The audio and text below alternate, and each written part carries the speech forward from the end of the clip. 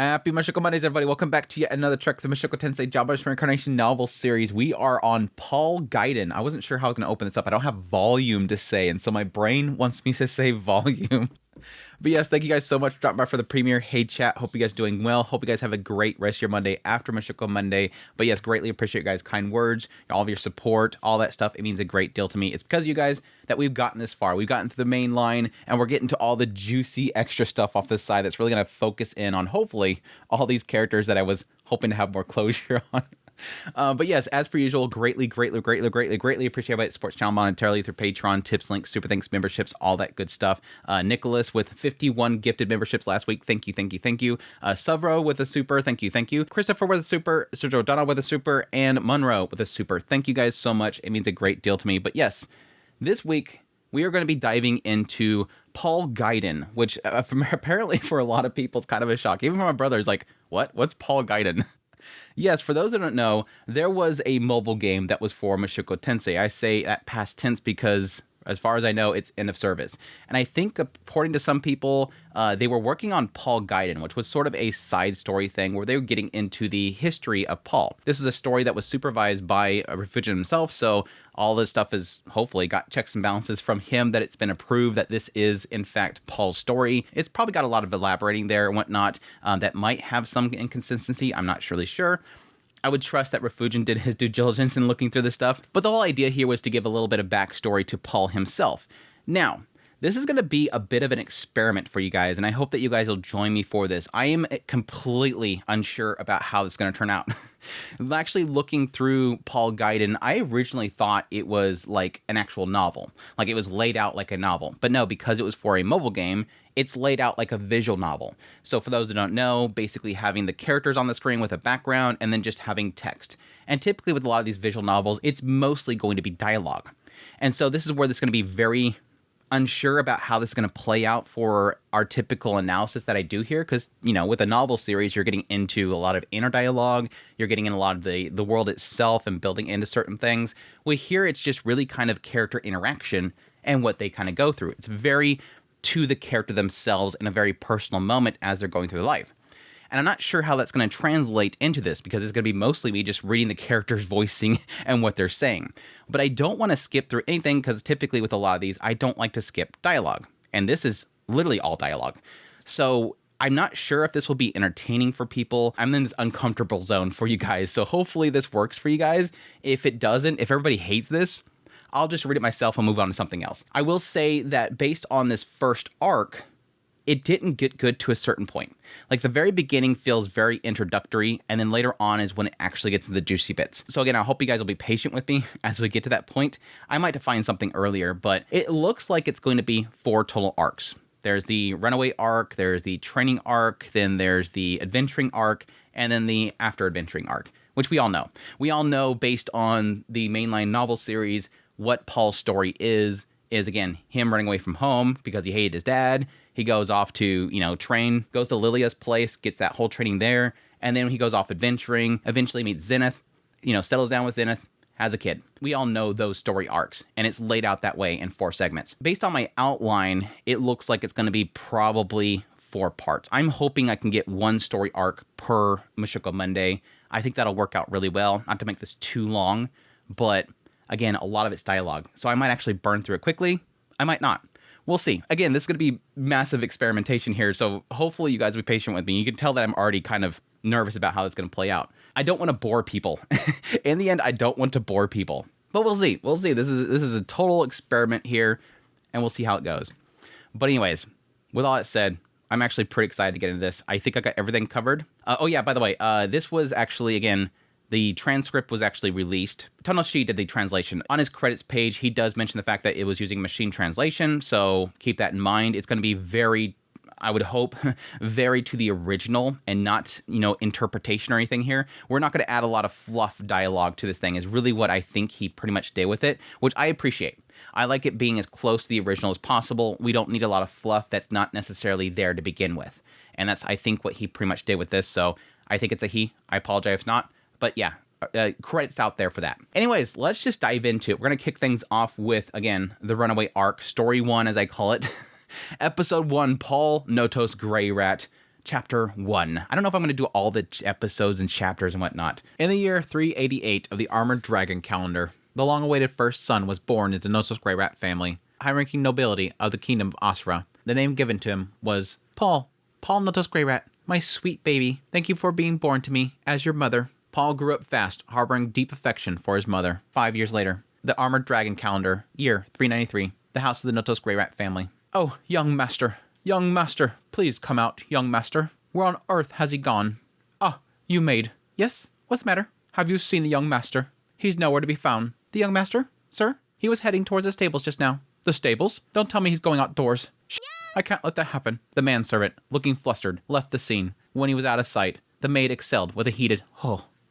Young master, he's already gone. Please do come out. Uh-huh, is that so? I already knew where he's at.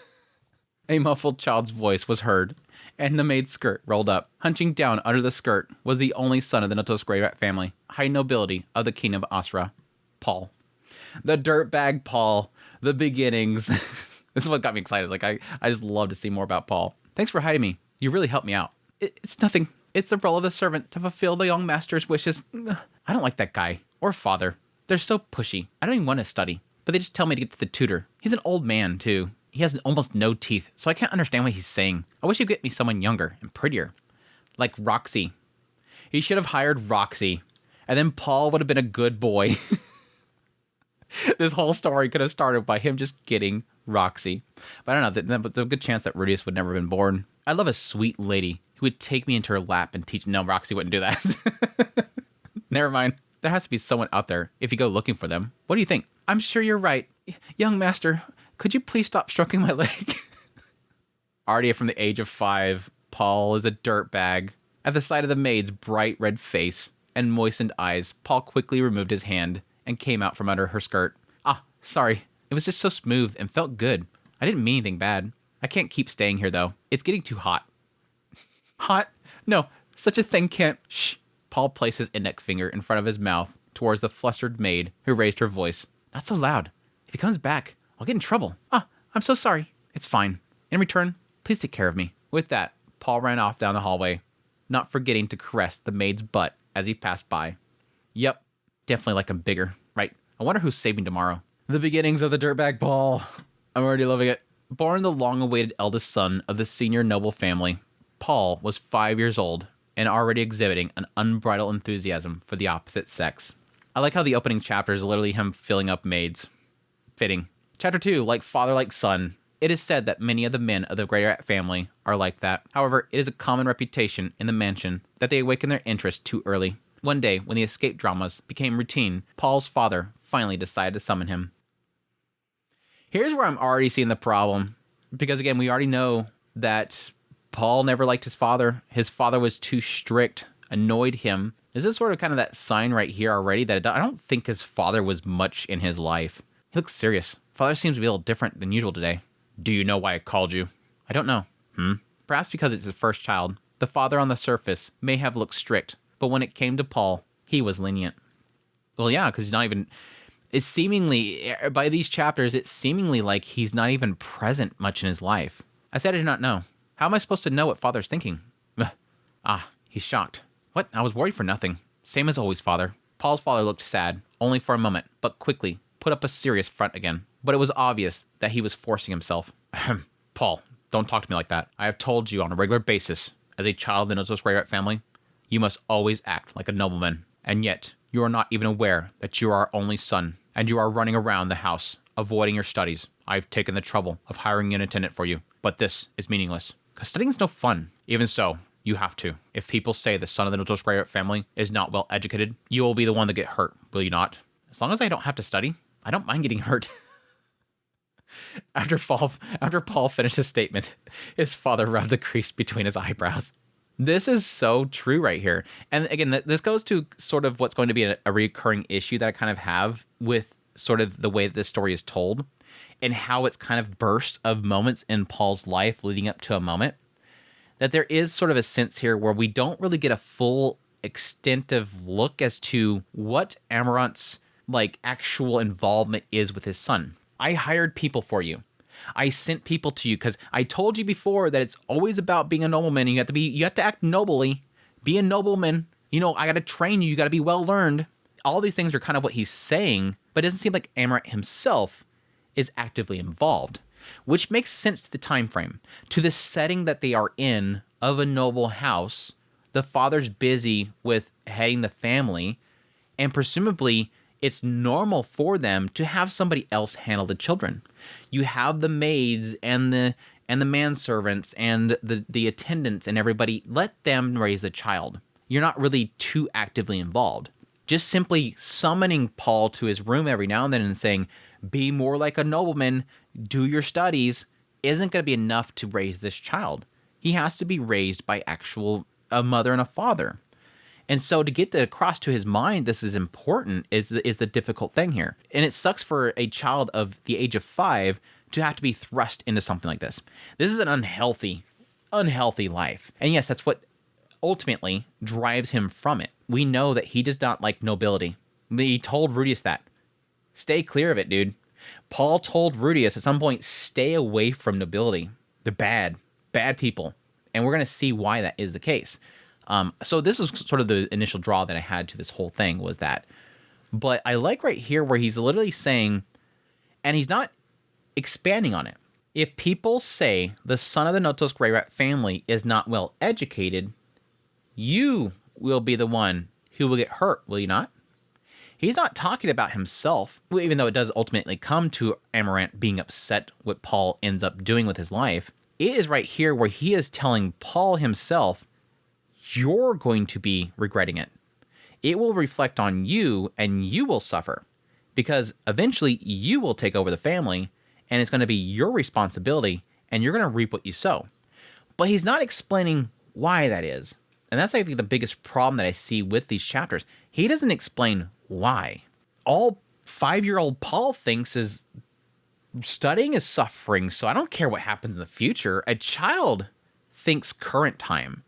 A father thinks future because they're in the future. A child at age of 5 is only thinking, I just don't like doing this right now. I don't care what happens later on. He's not forward thinking, and I don't think that he's doing well enough to tell Paul about that. After Paul finished his statement, his father rubbed the crease between his eyebrows. In the future, if you are called a foolish son, you will have a hard time when you become a lord. Nobody respects a stupid lord. Paimon becomes. And I'm not only talking about your studies. I have been hearing that you've been chasing the servants' buttocks all day long. Stop touching the maids unnecessarily. Are you jealous? Huh? I don't want to. The father's eyes widened at Paul, who was screaming the loudest he'd ever had. It's like you want to take away his butts and his asses, he's suddenly upset. You're going to make Paul cry. You could flip the skirt, and playing hide and seek inside the skirt, or touching their butts. There's nothing more fun. You're trying to take all the fun out of being a child. You're a miserable parent. This is Paul. This is Paul right here. You're the one having fun. What'd you say? Come on, don't play dumb. Even father does the same thing. His emotions were heightened. Tears were falling from Paul's eyes. He's literally crying about losing his freaking butt touching. The other day, when the new maid was doing the laundry, father looked at her butt, giggling, saying, not bad, with the face going all gaga. Incidentally, the father had then approached the new maid and whispered something into her ear while holding her by the waist. I saw it with my own eyes, and the way you hugged her, and the way you touched her butt, all of it, I saw it. It's not fair that I can't do it, and you can. What? What? Don't say such foolish things. At the time, yes, I said not bad in recognition to the new girl's work. Then how about the hugging? That's part of skinship. I did it to get her accustomed to the mansion as soon as possible. I don't have ulterior motives. You're right. Really? Yes, of course. It is the duty of the master and as a nobleman to make sure that those who serve in the mansion are well taken care of, both in body and spirit. The father cleared his throat, as if trying to regain his composure. Well, touching older women seems to give Paul a sense of security. I shall not try to ban it altogether. Father! The sparkling eyes looked on him, didn't seem to faze him. He still wore a grim expression, trying to maintain his dignity. I can't blame you for being interested in women. You may be young, but you are still a man of the Grey Rat family. But from now on, you will be a little more modest and work hard at your studies too. Understood? I understand. Do you really understand? Yes. Paul nodded vigorously to his father when he asked him again. If that's so, then good. Soon it will be your birthday party. Many nobles will be invited. So please, remember what father said, will you? Of course. The reply was straight, dignified, and commanding. Amaranth Notos Greyrat had no idea that his son, who had given his reply, would be so determined to go on the run again the next day. And again, this goes in the whole thing. It's like, again, he's 5 years old. So there's like this mixture that I have in emotions and how I see that Amaranth is really raising Paul as a child. And again, a lot of this is vagueness. Is this kind of mindset that I have, and we'll get into the mother later on, the idea that she's very much a nurturer.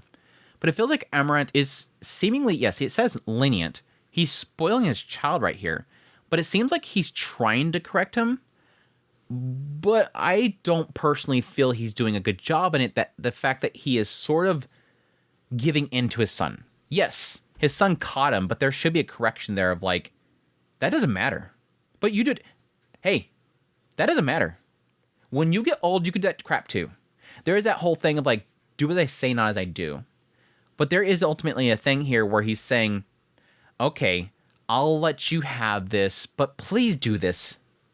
Okay, I'll let you do this. He's trying to reward Paul by allowing him to do the thing that he told him not to do something else. And I don't think that's really a good way to raise a child. I just really don't. Confession, I don't have a child of my own. I have done a lot of babysitting in my life, but I've never raised a child, and it's much different. I understand that. But I just don't feel it. And how I was raised, I don't see it. I don't see it working. Chapter 3, A Place to Relax. Young master, please come out, young master. Paul escaped from the servant and ran down the corridors of the mansion. That guy never gets tired of doing this, does he? His goal was to reach a secret garden, or rather, a skirt. I'll dive into the first skirt I see. As he thought that, he turned the next corner. The one who was waiting at the end was... Mother! Paul! Father's minion is chasing after me. Please hide me. Her dress was more gorgeous than the maid's. He rolled up the hem of the skirt and tried to get inside. However, there was no luck with that. I was totally thinking it was going to go in a really bad direction when I read that. Paul being such a sex-crazed dude that he goes after his mother. I was like, please don't do that. Please don't go that route. Please don't go that route. However, there was no luck with that. Come on, Paul. Her mother's slender fingers pulled on Paul's cheeks, not letting him slip underneath her. You're 10 years too young to take off a lady's skirt. She tugged at his cheek. There was nothing to be done. Paul reluctantly removed his hands from her skirt. You are to be gentle and respectful when dealing with the ladies. Do you understand? Yes, ma, sorry. Yes, that's good to hear. Paul was released, and he stroked his cheeks. His mother giggled. What's my cute little child doing here?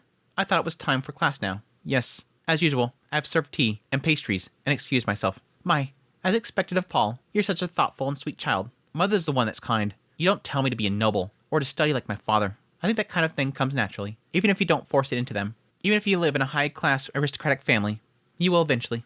But for now, there are still other things that I want you to value. Kindness, cheerfulness, and energy. I really love those sides you were born with. Mother.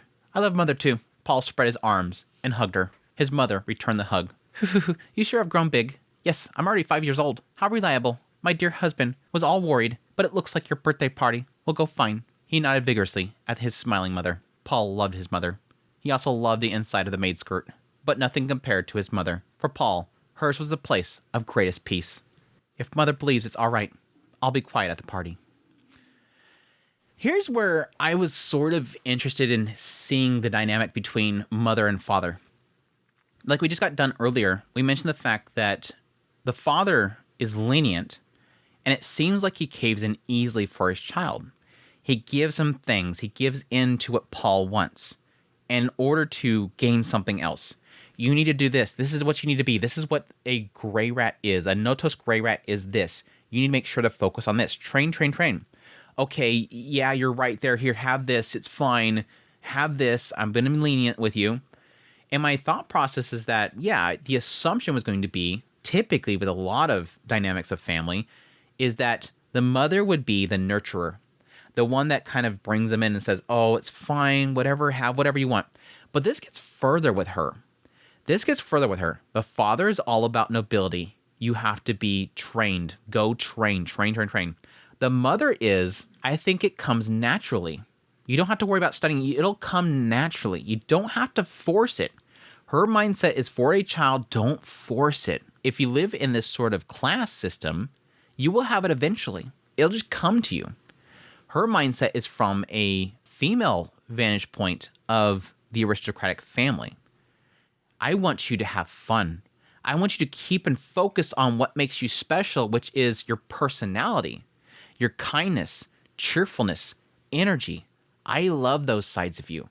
Have that. Focus on that more. The rest is fine. It'll come eventually. And I think, again, that sort of does create a confusion, I think, for a child. Like for me growing up, my mother was nurturing and my father was authority. Now, I felt it for the longest time that my father was authority, that he was the corrector. He was the one that was working all day, comes home, and he comes in and says, okay, what needs to be corrected? Now, you ask my brothers, you'll give you a different story there, that my father favored me. He was a lot more lenient on me, and we sort of had a pretty strong bond. Not really necessarily like friends, but it kind of like that. We did a lot of things together. Whereas my mother, I don't feel like for the longest time I really had much of connection besides her being very lovey. And what I think that sort of structure created with, again, nurturer and authority is this idea that the mother always kind of comforts and raises you to love, whereas the father is the one that is love through strength, but at the same time, correction whenever you do wrong.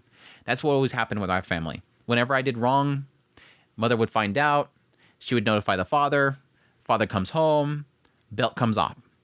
And there's that point which you get, when the car drives up and you know that the door, it's coming. The belt is coming off. And that made me respect authority. And so from my mindset of how I was raised, I look at this and I don't see this being a proper foundation for family. Yes, I see the mother is very nurturing. She loves everything about him, is basically instilling upon him that you are special for who you are, which is a good thing. It is a good thing to have a family that will nurture what makes you special and tell you that you are a special person. But the father, I don't see being control. I don't see him being authority. He's bending too easy. Somebody in his family needs to be control, and there's no control. So Paul has no control. The manservants aren't going to control him. The tutors aren't going to control him. Nobody is going to control him. And that's what I think ultimately is going to lead Paul into just leaving this place, which I don't blame him in the end. Chapter 4, Paul's 5th year party. Several days passed, and at Paul Notos Grey Rat's 5th birthday celebration, the day of the party had arrived. Listen up, Paul. A lot of nobles are attending the party. Once again, please don't go around touching the maids. And not just the maids either. The other nobles' wives and young ladies. Never, ever fill them up. He's like, please, Paul. God, please don't do that. I got it. The birthday parties of the noble's child are also used to display a household's wealth as well as their status. Needless to say, the Notos Grey Rat family were of a high rank, so the decor was luxurious. The meal arrangement, as well as the orchestra's musical performances, were prepared to be top-notch. Everyone, thank you for coming. Paul, to greet them. Yes, I thank you for coming to my birthday celebration today. As a Notos Grey Rat's eldest son, from here on, I will strive to do my best. I shall be in your care. He followed the speech he was taught to say. There was clapping. He turned to the side to see his father looking content. In the splendid-looking assembly hall, Paul greeted and met a lot of nobles. There's nothing but people who look like old men. I can't tell what fits whose face. Women are easier to get. Their dresses, hairstyles, and body different from another. Forget... Paul is the Khan from Apothecary Diaries. He sees all the men as chess pieces, but he sees all the faces of the women because they're all so unique. But he can't tell the men apart. He doesn't care about the men, whatever. They're all dudes. I can see that, though. Paul turned to see the nobles' wives and young ladies, one by one, smiling brightly. Paul-sama, happy birthday. If it's all right with you, would you like to join us? With you all? 5, 6 well-dressed ladies stepped before Paul. One even seemed to be 10 years old. Other than that, all of them appeared to be older than Paul. Ah, how cute, he thought. Father, would it be all right if I escort these ladies to the garden? Not that garden yet, people. Not that garden. He's not going there yet. Not yet. He put up a smart look as he called to his father. It was a look that he'd rarely made outside. Indeed. Most certainly. Be sure to escort them properly. The father looked like he had something to say. But there were too many people around watching him. In the end, he decided to refrain from saying anything else. With that, Paul and the young ladies headed towards Noto's Grey Rat Gardens. His father's like, please, don't do anything bad, boy. Please don't touch him. Please don't touch him. The garden, maintained under the constant care of the gardeners, displayed all sorts of flowers in full bloom. As they approached the garden, the young ladies' faces shone brightly. My, how lovely. What is that growing there? Don't walk so quickly. It's dangerous. I'll be fine. Yeah. Uh-oh. When the young lady fell, Paul stopped her and held her in his arms. Ah, she smells so nice. But Paul-sama, pardon me. No, it's all right. If it's fine with you, please, take my hand. I think the manner lecturer told me to invite them like this. Paul placed one hand on his chest and held out the other in front of the young lady. Thank you, Paul-sama. I'm thankful for your kindness. She took his hand. The noble girl's hand seemed soft. That's unfair. It can't only be you. Paul-sama, you will escort me too, right? Me too, if you would. The ladies were so eager to get close to Paul. The ladies' colorful dresses were beginning to flap about. What? Ah, a conditional reflex. Now he'd done it. He put his hand out, as he always had with the maids. Flipped up her skirt. Paul-sama, just now, my... The young lady was bewildered. It didn't take long, the rest of the daughters were too. There's dirt. Huh? Some dirt from the garden appears to have gotten onto you. His intonation was suspicious. Even so, they appeared to have bought it, as he said it with a smile on his face. Smooth. I need to put some dirt on her, so I don't get caught, he thought. We can't go back to the party like this. I'll order one of the house servants to get rid of the dirt.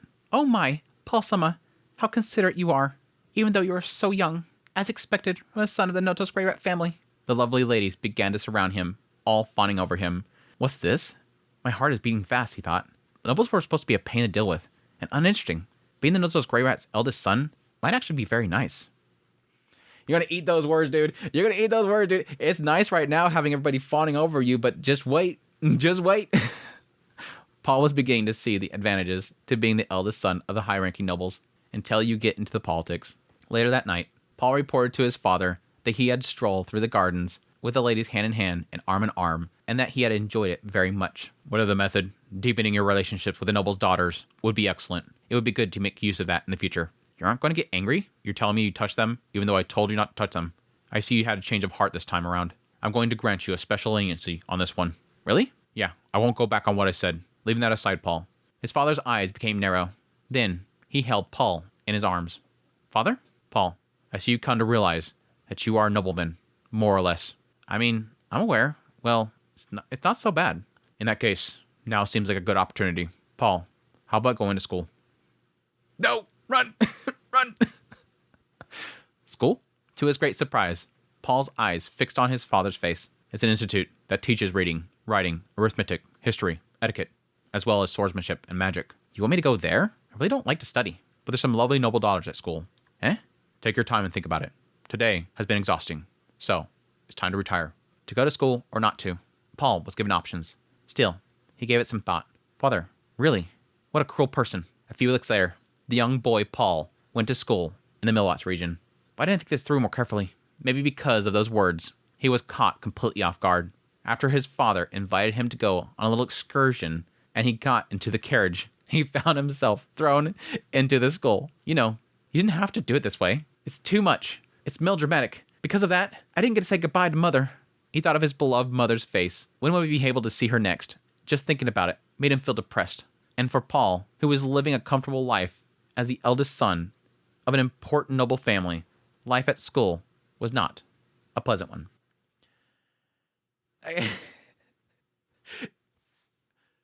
Amaranth legit did the same thing to Paul that Paul ends up doing to his own son. Amaranth literally is like, okay, son, let's get into the carriage and go somewhere real quick. He literally tricked him into getting a carriage and threw him off to school, just like Paul did when he knocked his boy out and sent him off to train Edis. He legit did the same thing. It's so sad. Like father, like son, like grandfather. What? Anyways, as is so dorky. I hate this though, because the logic here doesn't make any sense. And I don't know what, this is again one of those situations where I'm like, I feel like his father's an idiot. And again, this goes that whole thing where I do understand that there is an element that a parent doesn't know until they have to do it. Like they don't understand raising children until they have to raise children themselves. and they're going to make mistakes. Parents are going to make mistakes. But my gosh, what is the mentality here, Amaranth? Your son runs around and grabs a bunch of butts of the maids, going around chasing skirts in the mansion, and then you have one party where he does his lines properly, goes off and, hangs out with these girls in the garden. He even admits to his father what kind of happened, that whole situation. He's not mad, but he's like, now you seem to know. You seem to be realizing that you are a nobleman. I guess he sort of got the sense there that at least Paul handled himself well around them. But again, this is that whole difficulty here where it always feels like he's bribing his child to do something that he wants him to do with something it doesn't seem like he wants him to do. And it's like, you can't be upset that Paul turns out the way he does when this is your way of raising him. He literally provokes Paul to go to school by saying, there's more girls over there. Go see the girls over there and you'll learn stuff. It's not going to teach him to go to class. It's not going to teach him to do his studies when all you're doing is saying, but there's butts over there. There's more girls over there. He knows, but yet this is to the mindset of the gray rats. He understands that Paul is a no-toast gray rat, so he's going to be horny like I am, so I can use that on my son. But don't be surprised, Amaranth, when suddenly it blows up in your damn face. It's exhausting. It's so annoying. Like I don't blame. This is one of those things where reading this it's a lot to do with trying to find out why Paul left his family, why he left the nobleman, and it makes a lot of sense, especially getting into the school stuff. It's exhausting, but at the same time, it kind of makes sense. Like, well, I'm coming to this whole entire story to get more about why Paul left. It is literally that. It's the failures of his father. It really does feel like the failures of his father. We're getting that clear picture right here. Chapter 5, Miniature Version of Noble Society. That is such a fitting title, by the way. It's such a fitting title. It's like, oh, here you go, Paul. Here's your first experiences in the world of nobility. Again, outside of just that house, outside of that shell that he was growing up in. And again, proof of just how ill-equipped he is. Just a few weeks after his enrollment, Paul had grown to completely hate school. Hey, you trash. It is impolite for a child of the Burns family to block my way. Get away from me, to the end of the corridor. My apologies. He's doing it again. Everyone around me is giggling. But what's so funny about this? The pompous middle-ranked noble's son and his cronies left the scene. Paul approached the boy, who was slumped on the spot. He seemed to be a little older than Paul. Hey, why didn't you talk back to him? You weren't in front of him. There's enough room to get through. There's no way I could say that. If I want to get someone higher than me, there's no telling what he would do to my family. Why? Why? This is something you should normally know. Again, no. Paul has no clue. Normal? Thanks for that, but I have arithmetic classes to attend. Please excuse me. Paul raised his eyebrow as he watched the back of the students as they walked away. He had no idea what was going on. Do other nobles really find this normal? It's cutthroat. It's cutthroat. Really, I don't understand. He muttered with bewilderment. Paul was stuck there for a while, but it was almost time for the next class to start. As he recalled, it would have been for history. After a short moment of hesitation, Paul shook his head. Yep, not feeling it. Peace out. Paul walks in the opposite direction from the classroom. He didn't like the classes, where he sat in a chair and listened to a lecture. He had skipped many classes like this since he entered the school. Where would I go today? The grounds were spacious enough for the children of nobility to attend. He was going left and right, following his whims. Kind of wonder how many exactly that would be. I guess technically over a large kingdom, there is technically a lot of nobles. I mean, it doesn't just have to be the highest ones. Again, there's lower ranked nobles here. Exploring this place alone was fine, but it would be more fun with someone to explore it with. That's right. That's when he had an idea. Paul was the kind of boy who didn't think too much about it and acted on it immediately. He would go to the front of the classroom, where the math class was being held at, and wait for the class to end. When the person that he wanted came out, he grabbed his arm. Yo, it's been a while. What are you doing here? It was the boy from earlier. His eyes widened as Paul pulled his arm. You said it was an arithmetic class. I thought maybe I could see you in front of the classroom that your grade level uses. What do you want with me? What's your name? My name? It's Satan. Yeah. I don't care about your family name. None of my business. Again, he's so out of his zone right here. Again, for Paul, the Notos Grey Rat part is something that he doesn't really care about. These other families, he doesn't care about that. That's the name itself, the family name is the symbol of your power. He could tell somebody my name's Paul, doesn't mean nothing to them. And again, in this world, for at least the humans, family name is literally your power. If you are just a commoner, you don't have like a family name. That's again when Edis decided to leave the Boreas Grey Rat family, she discarded that. She became just Edis. I'm Paul. Nice to meet you. Nice to meet you too. Seaton was bewildered. When Paul tried to explain why he had ambushed him and called out to him, "You're in my way. Move it. What is it? You again? You seem to have something to say, blocking my way over and over again, don't you?" No, it's not like that. My deepest apologies. This guy again. I am generous. I will listen to you. Paul raised his eyebrow at the smirk on the middle-ranked noble's face and the sneers on his cronies' faces. Come now. What's the matter? If you have something to say it. He doesn't have anything to say. The obviously condescending look on his face was offending Paul. He intervened between Seaton and the noble's son. What did you say? I told you. There's nothing to say. Didn't you hear me? You have a cheeky attitude. You seem to be a new student. But do you really think that you can get away with disrespect on account of being a mere child? I don't know about that, but I don't like what I see in you. You wretched! Just as the middle-ranking noble's son was about to get furious, Paul was pulled back by the shoulder from behind. Eh? And Seaton's back appeared in front of him. Please forgive us. We will take it to heart. So please, don't get angry. Come on, you apologize too. Why should I? Why? Rather, why are you reacting like that? Because he has no clue what's going on. He doesn't understand. And it's so funny because Seaton doesn't understand what he just did. He literally just pulled Paul back. Paul thought that should be his line.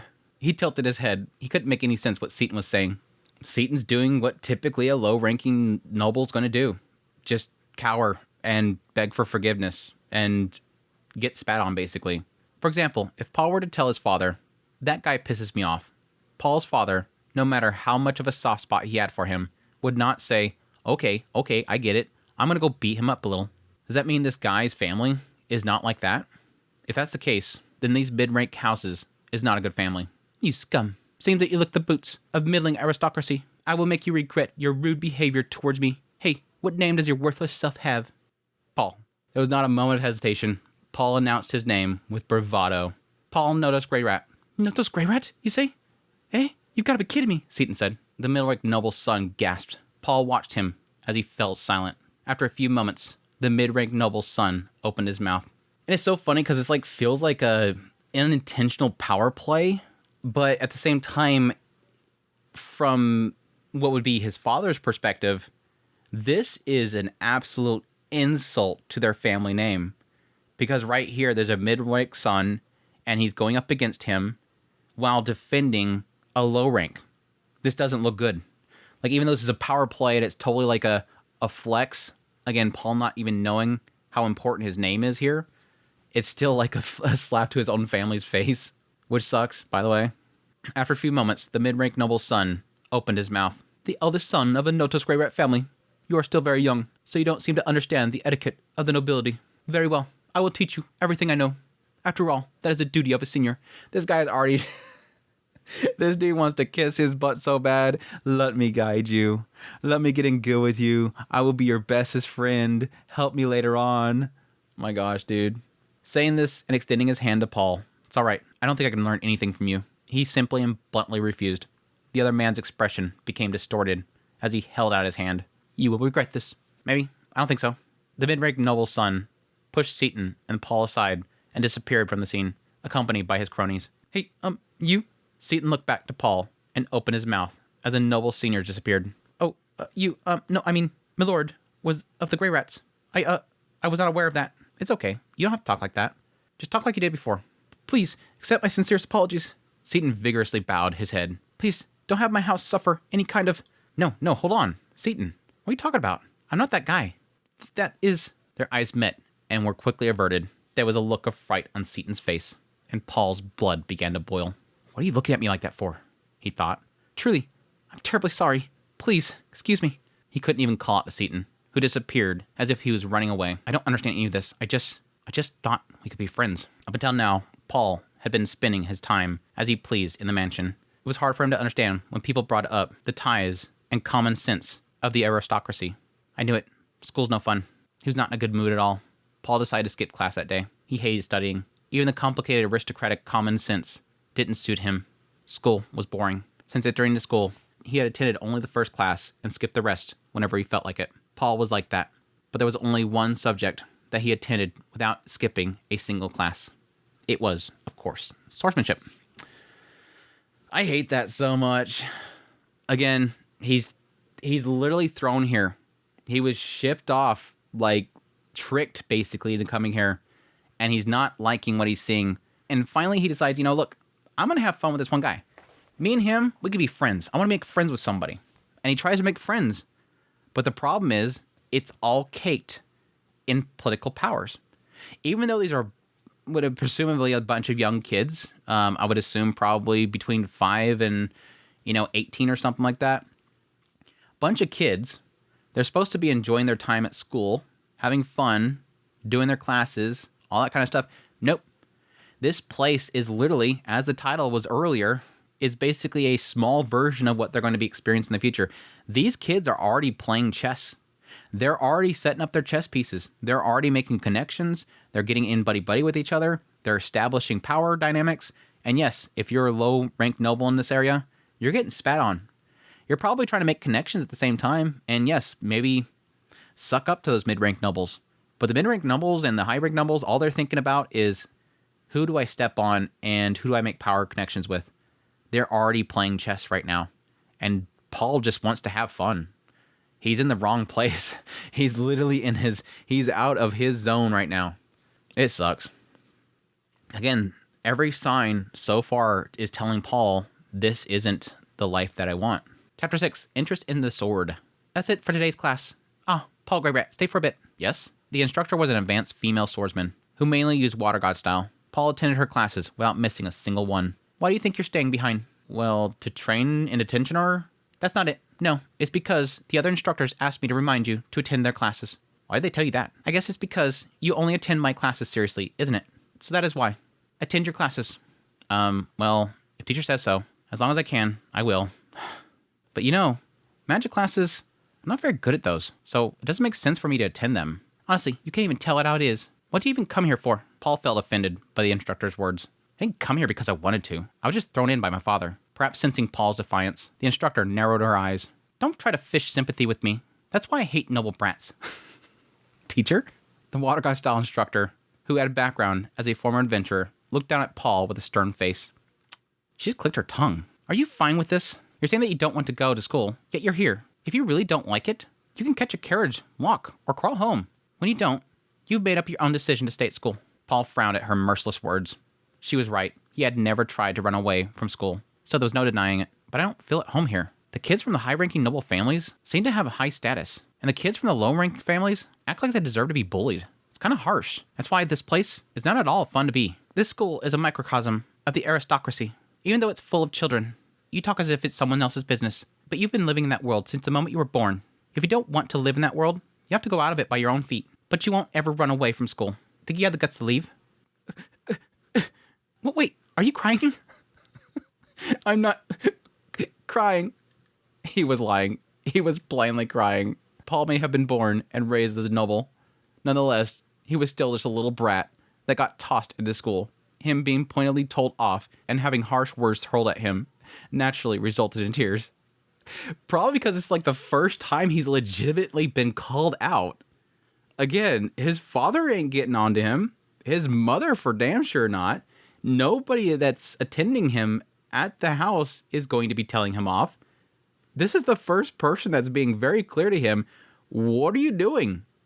And this is literally like the spark for everything. Like, this girl is literally laying it out for him what his future is.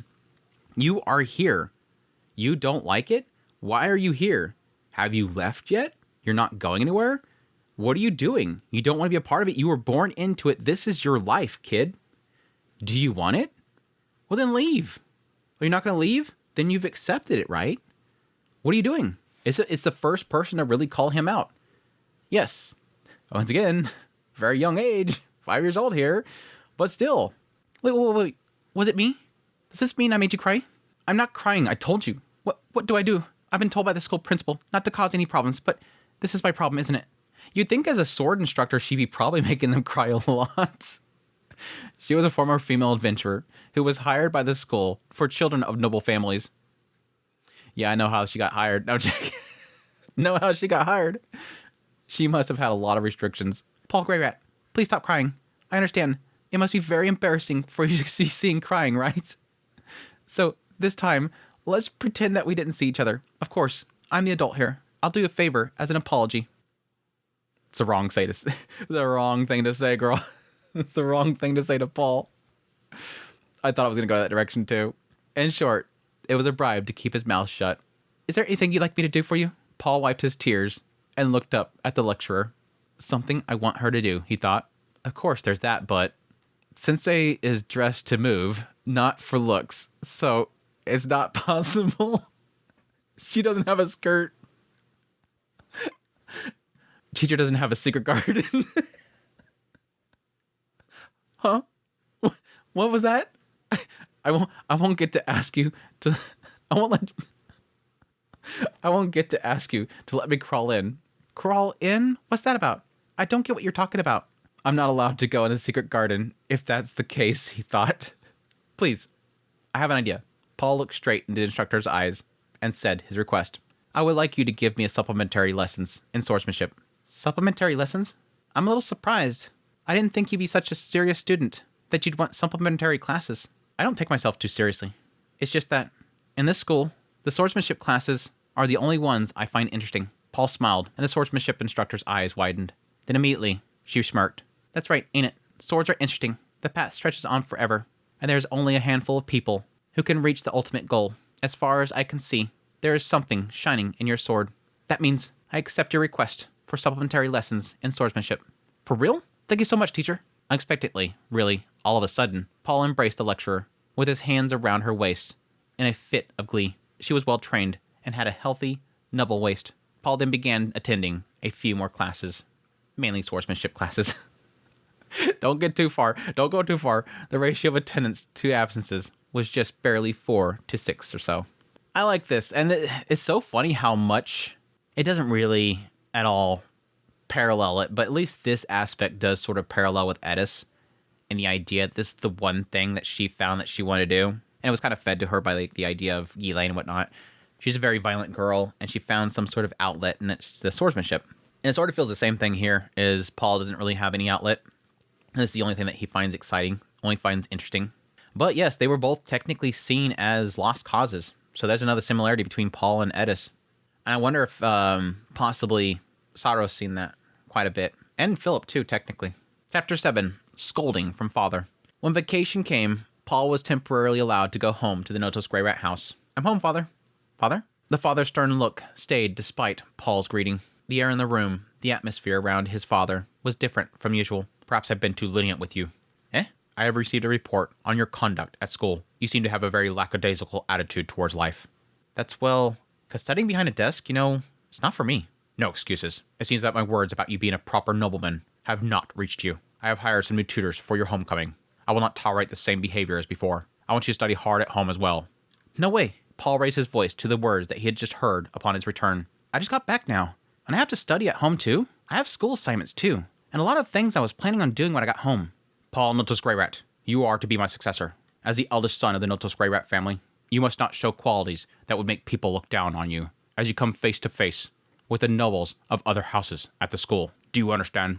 His father had always been a bit of a nag, right from the start. He even said harsh things to him. Even so, he had always had a soft spot for Paul somewhere in his heart. Father's eyes, Paul thought. But the way he looked down on Paul was not as a father, but as the head of an elite, aristocratic family. Lost his dad. Why? Why do you look at me like that? Paul thought. It's as if his father had become a different creature in the little time that he had not seen him. Please excuse me. Paul turned his back on his father and ran out of the room like a hare. He ran down the long hallway. He passed several maids, but there was no time to touch them. He ran and ran. Finally, he arrived at his mother's room. Mother. Again, this is a 5-year-old. This is a child. Ugh, it's annoying. It's annoying. Again, I'm sorry I keep talking about this. It's Amaranth. Constantly, I keep saying, you do this.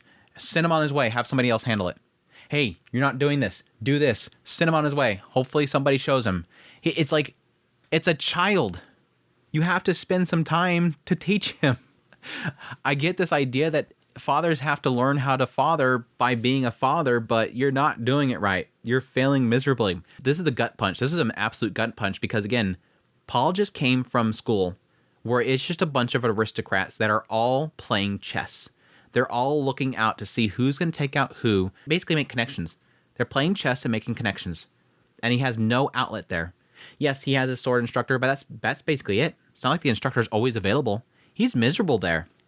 And so when he finally gets to go home, because he's been stuck there, because he was hoisted there, when he finally gets to go home, he's like, my haven, I'm back home. I can relax again. I'm out of that stupid place with a bunch of people that are cutting each other's throats. And he walks in there. The first person he sees that he has to see is his father. Now he lost his father. His father's looking at me just like they do. He's just like them. I just got away from that stuff. I don't want to be in that. Now I have to have it here at home.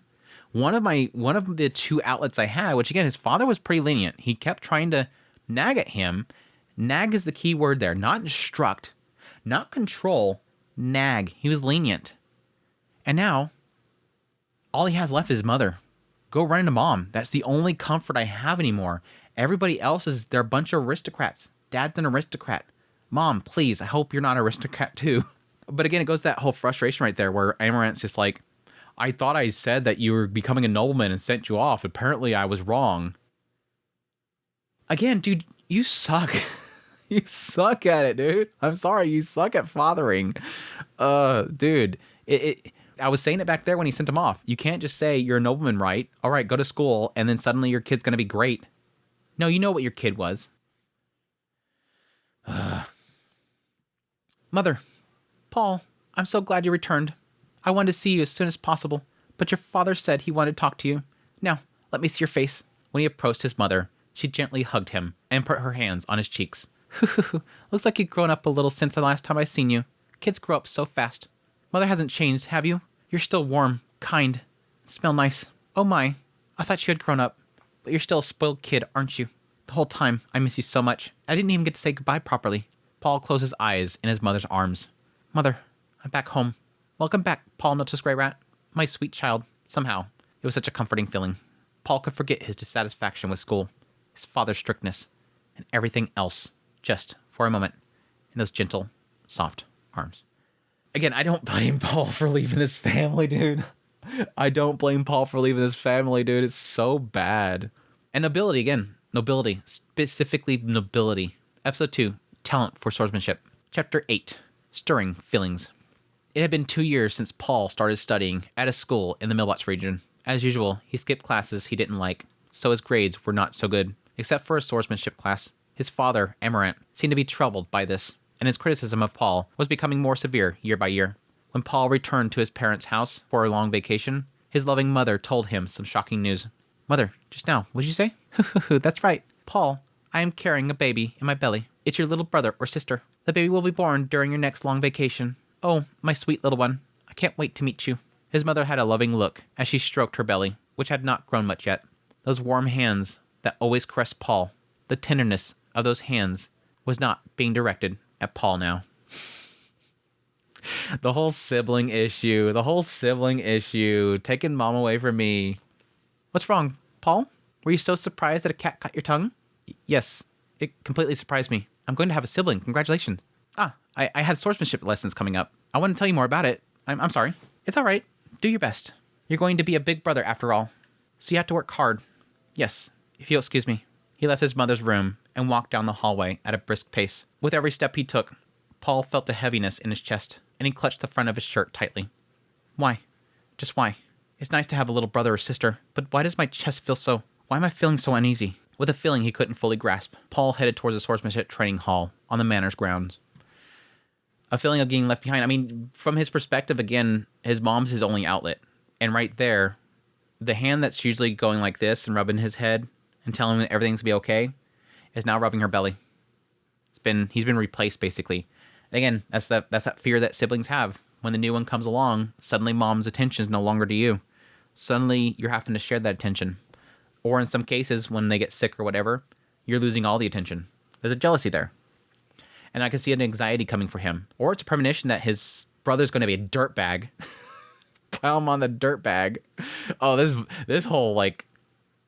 These coming chapters, I hate Paimon even more now. I kind of want to go back and do redo my tier list and put Paimon in the trash can. But again, I think a lot of that's not really Paimon's fault. It's his parents.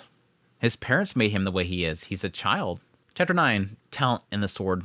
Paul found a female swordswoman who had been invited to teach him swordsmanship. "You're late, my boy. You must keep to the appointed time." Now this is interesting. For Paul, who again is being corrected by his father for skipping out everywhere, and his father's going to know that he's attending his swordsman training.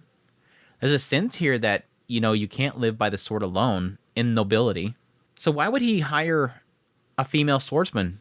Unless, again, right here, this is sort of a sign that his father is having the same feeling as, Soros and Philip was having. That, like with Edis, her only out's going to be probably to become an adventurer. And maybe they're deciding at this point, okay, she's pregnant again. Bring a swords trainer. He could just become a swordsman. Send him on his way. Send him out in the world, whatever. I wonder if this is a sign that they've already replaced him. Which again, it would be the assumption. Yes, I'm sorry. All right, your apologies accepted. Now then, put up your sword. We'll be doing this in a real world format. I'm going to hit you without hesitation. So if you don't want to get hurt, you must stop me as fast as you can. Eh? Isn't this too sudden? I've been summoned by the master for later today. I'm on a tight schedule, and you came in late. Well, there's some things that came up. It doesn't matter what it is. I don't care. Come on, get your ass in gear. Start. She was invited to be a tutor in swordsmanship, and despite her petite appearance, she was proficient in the sword god style, was the exact opposite of the water god style of fighting that Paul had learned at school. Yeah, this is actually very interesting to see at what points in his life, which again, assuming that, Refugium was taking very good care of inspecting the script and whatnot, I'm assuming probably as they were writing it, they were probably giving it to Refugium, and he was looking it over and going, yeah, this lines up with where I would probably want the character to be. This is probably a point in which, yeah, this would be okay. Yeah, this matches with what I kind of have a feeling for the character. And he could even given a basic concept or an outline to them that they kind of built off of. But assuming this is kind of the direction he wanted it, it's cool to see at which points Paul had learned different fighting styles. When he's at school, where there's a lot of nobles, they're learning the water god style. And then when he's at home, the instructor that his father has seemingly got him is one of the sword god style. So the question mark's going to be, at which point he learns North God style, which I would assume is kind of probably be the boy that he meets in the slums, which we get into later on in this particular arc. That would probably be where he learns his distaste for it and how it's just like, trickery or whatever. It's a fighting with a sword, whereas with every the other ones, it is swordsmanship that you're fighting with. Learning two styles at the same time was tough, but more rewarding, and above all, swordsmanship was fun. Ha! The sword god style instructor quickly stepped forward and delivered a sharp blow. Paul stood his ground and managed to block the blow. Heavy. Where was all the power in that skinny arm? Why are these hits so heavy? Are you concentrating properly? If you can afford to think about anything else, I'll speed up another notch the next time. Eh? You're still speeding up? You won't learn anything by learning with extra time to spare. Come on, concentrate. Yes. Calm down. Calm down and handle it carefully, Paul thought. As a result, Paul was unable to gain the upper hand against the sword god style instructor and fell on the ground. Even if he dealt with her with the same style, he was outmatched in power. Then he dealt with her with the water god style, which is excellent in defense, but was unable to counter her.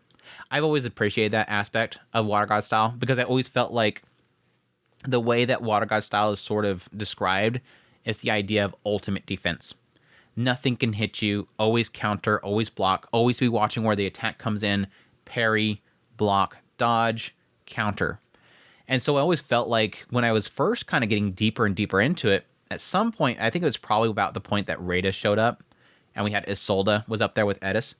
I was really kind of wondering if there was a possibility that if you are the water god style of like the max level of it, which is sort of a sense that we get from with Orsted, let's be honest. I was always kind of wondering if you're high enough to the point where literally nothing can hit you. Like, it could essentially mean that water god style is the ultimate technique. Nothing can hit it. And you can always, reverse the attack. And again, Rada was insane. Rada, honestly, I was curious how they were going to handle Rada.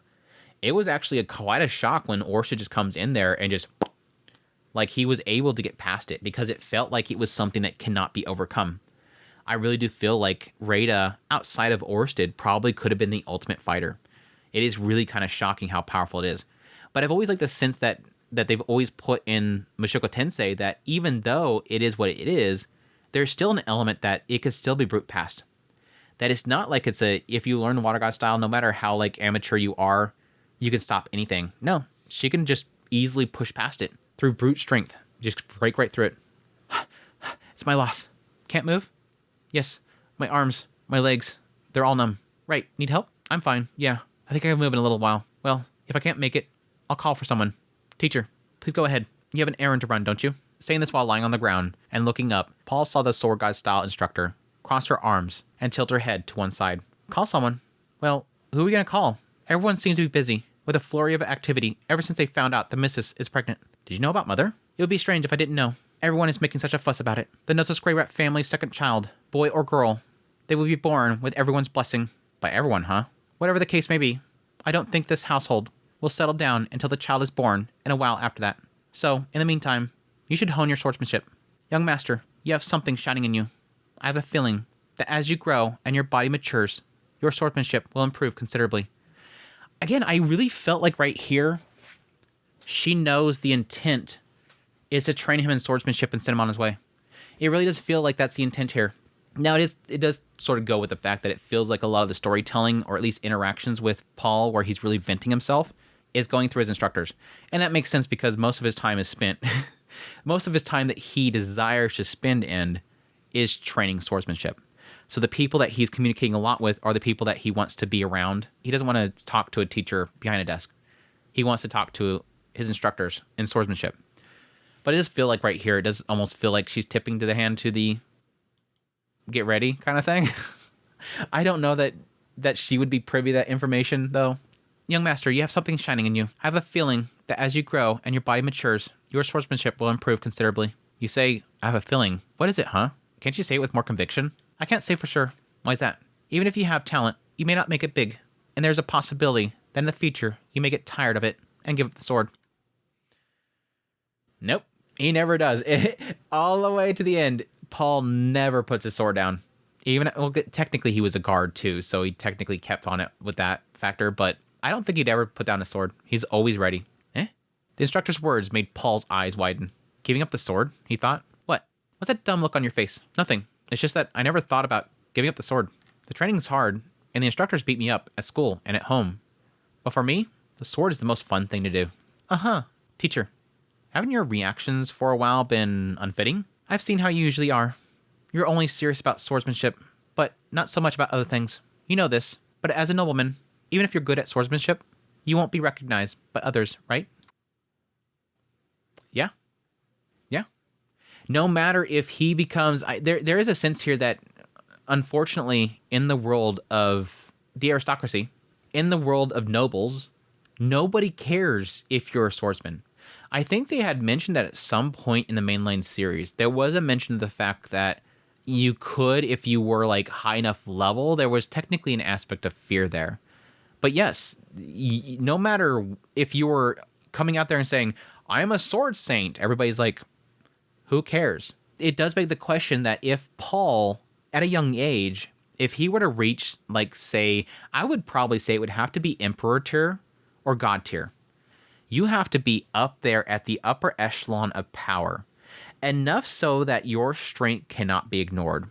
Because otherwise, no matter what, you walk into that room, you walk into that ballroom, and there's a bunch of noblemen there, everybody's going to laugh at you as an idiot. Paul walks in that room, they'll laugh at him as an idiot because he's not learned, he doesn't have etiquette, nothing.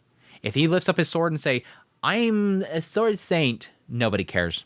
Nobody cares. Why? Because all those nobles see no value in him. The value of the noble is in their land, how they govern it, how much resources they have, how much power they have, the connections they have, the money they have. They don't care about physical strength. The only time that Paul would gain the respect is if he was powerful enough to be feared.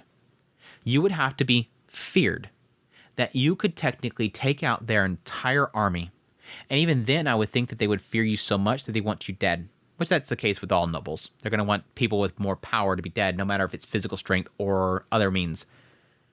But there would have to be a fear that Paul could essentially wipe out them and their men, because the nobles don't have a fear of somebody with physical strength because they have a militia, they have armies, they have guards. But if you have enough power you can take those out, then you have fear. But again, I don't think there's any ever sense of a sign of respect from power in being a swordsman. Besides cases like the Seven Great Powers, which even then is, for a lot of people, not very well known. But as we've seen with at least Orsted, the saying of his name was enough to gain resources, to gain connections, because people feared Orsted because he's the second of the Seven Great Powers. So it's very true right here that she's saying, no matter how good you're at it, you won't be recognized by others. They'll never see you. They'll never see you as anything but trash.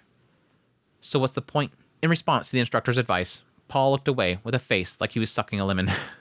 Even you, teacher. Can you please stop lecturing me? Well, that's true. It's not my job to give you a lecture. I'm not contracted to correct the young master.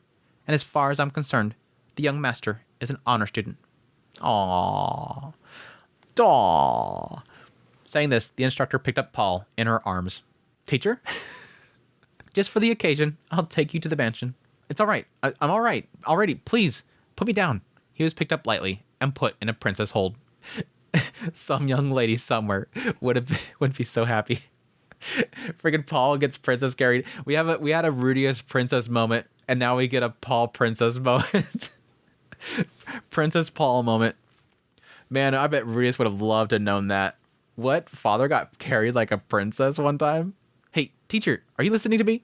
No matter how much he tried to escape from there, the arms of the sword god style instructor firmly held Paul. In the end, he was carried to the mansion as he was.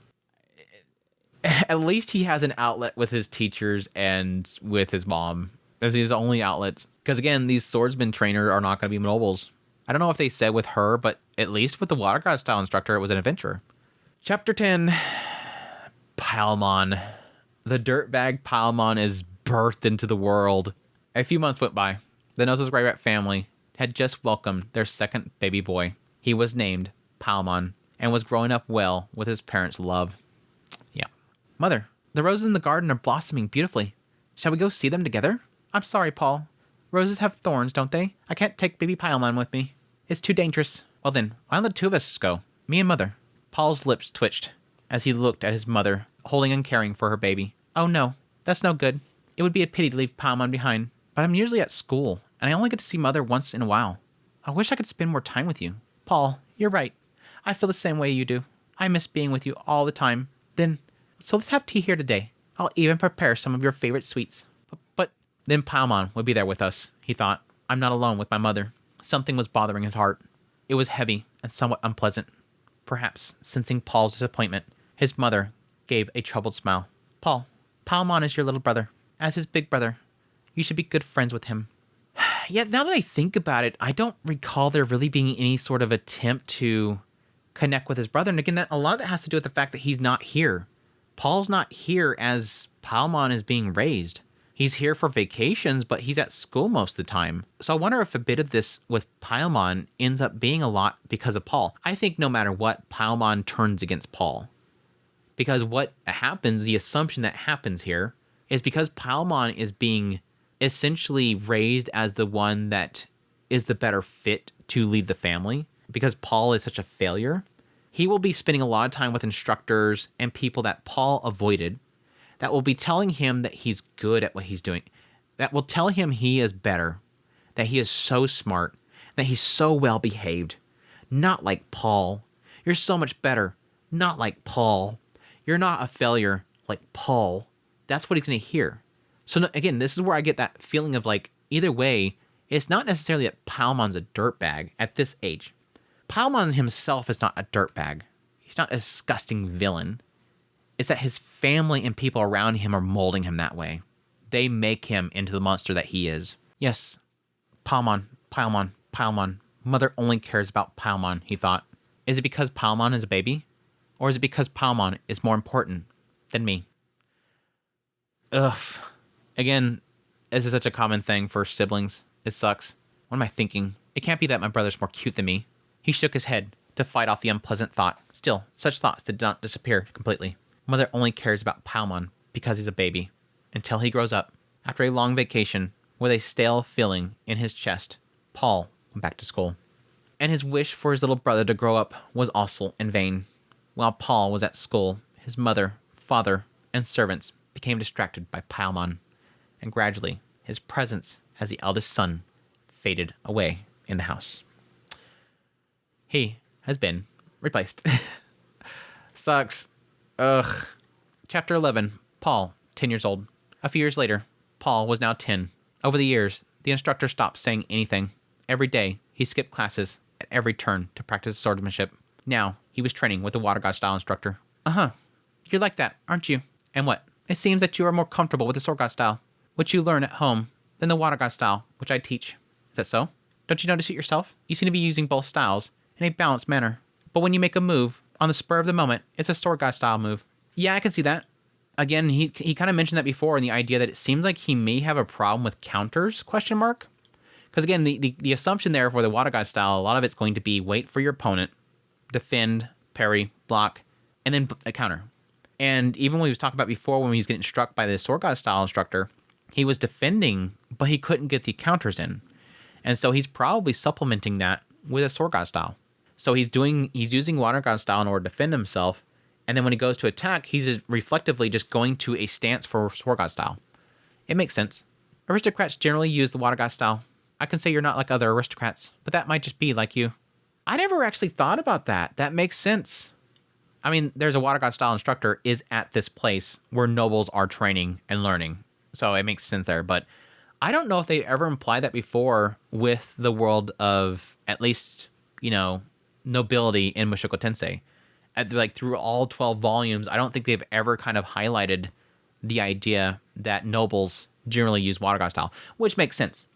North God style is very tricks of the trade, using all that you can in order to win a battle. You would presume that they would see it as sort of unbecoming to be North God style, unrefined, so to speak. And so that leaves Water God style and Sword God style. And I can see Sword God style not being, I can see it being more accepted, but not so much because, again, it's something that looks barbaric. Sword God style is barbaric. It's rush forward, strike once, kill your opponent before they can do anything. Best defense is good offense. Water God style, I can see being very fitting for nobility because it's more refined. Every time that we see it, it's always described as almost very refined, very beautiful, very elegant. It's the idea of waiting for your opponent. And I can totally see it typically with a lot of nobility. A lot of hobbies is fencing.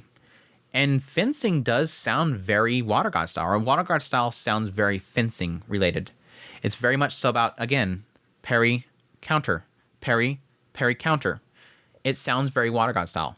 And so, yeah, it technically makes sense that I can see a lot of nobility leaning towards Water God style. It's really cool. So, yeah, going back to what she says here, I can totally see her seeing this. In Paul, it's a boy that has energy. He wants to lash out. He wants to go forward, wants to take that strike. Whereas typically with aristocrats, they're going to be more reserved and waiting for something and being very calculative. I guess see Water God style it's a calculative type of fighting style.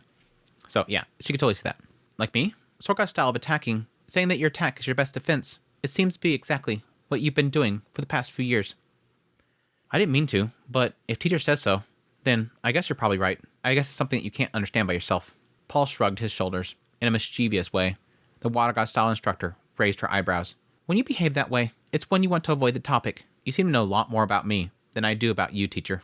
Isn't it only natural? It's been 5 years since I started crossing swords with you. I'm a little worried about leaving you as you are now. About to lose his only out at school. Eh? The instructor's words made Paul, who had been acting as if he was making fun of her, tilt his head in confusion. What do you mean? It hasn't been officially announced yet, but probably next month or so. I'll be stepping down from my position as an instructor. Huh? Why? To make a long story short, because I'm having a baby. Right now, I have a new life in my belly.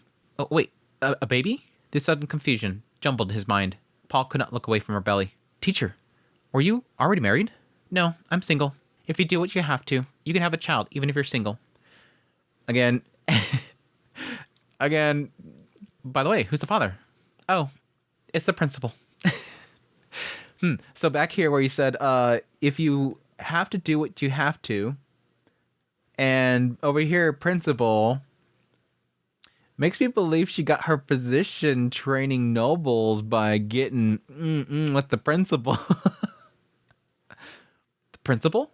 I wasn't planning on making it official, but now that we're having a child, He said that he would take responsibility, so I decided to take him up on his word. Since it was consensual, I didn't intend to force the responsibility on him single-handedly, but I feel it's unavoidable. Unavoidable, you say? Then will you be happy, teacher? For 5 years, she had been the one who was watching his sword. She was no stranger to Paul. He stared at her and asked her about it, and she smiled. He is someone to whom I didn't hate giving my body. I thought it would probably be a happy thing for me and my soon-to-become child if we became a family with such a person. Probably, huh? Yes, maybe.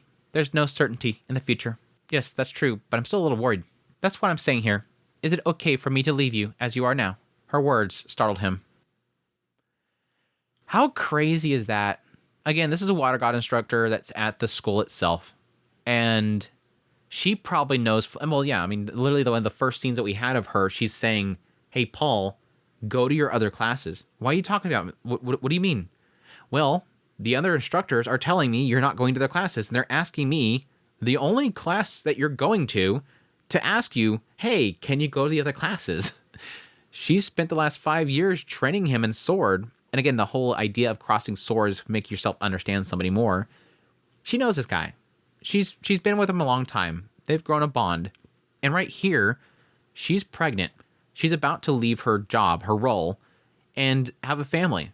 And yet she's still taking the time to be concerned for his future because she knows that she's all he has in this school. Now, it does reveal later on that apparently Philip's been with him this entire time, but apparently we don't want to talk about Philip with him at school. So yeah, I can see her being concerned, and it's kind of cool that she's willing to kind of step out and say, are you gonna be cool? Like, is there something I can do for you? Because I'm not gonna be here much longer. But his response is, her words startled him. I shouldn't make my teacher worry about me. She's about to have a baby, he thought. It's different with her than with his mom. And it is kind of funny that the two cases, he's losing somebody that is sort of his comfort in each side due to a baby. Over here at home, his only out was his mom. Mom was because my dad is being a nobleman. He's being a aristocratic dude like everybody else. I still have mom. Now mom's pregnant. Now mom's suddenly only focusing on the new baby. And now over here, my only out is swordsmanship. And my instructor for the last 5 years is pregnant and she's leaving. It's like the children are bad. Kind of makes you think that this guy's going to have some kind of phobia for pregnancies. Anyways, but yeah, even still, he's like, I don't want to worry her. Teacher, I'll be fine. Paul, there are many things that aren't fun, but I have swordsmanship and there are people who share my enthusiasm for it. That was enough, he said, puffing out his chest. She giggled and patted Paul on the head like she would a dog. Next month, the principal has been invited to your birthday party. I was hoping to be allowed to accompany him and thought I should give him one last pep talk.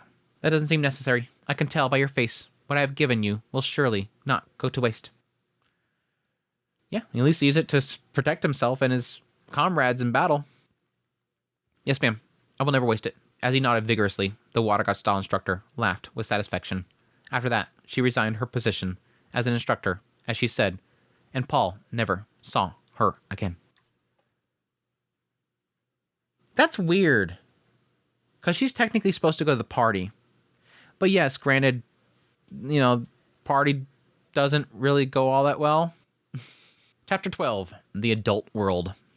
1 month later, on that day, a party was being held at the Nozo's Grey Rat Mansion to celebrate the 10th birthday of the eldest son, Paul. It's a bit more extravagant than the previous one, but... Huh? Mother? You going back to your room already? Yes, you know what happened, don't you? Palmon has caught a cold. A cold? Come to think of it, there was a lot of commotion in the mansion this morning, he thought. But it's my birthday party today. Father's busy talking to the others. Can't Mother at least stay at my side for a while? Paul. Valentina's hand caressed Paul's cheek.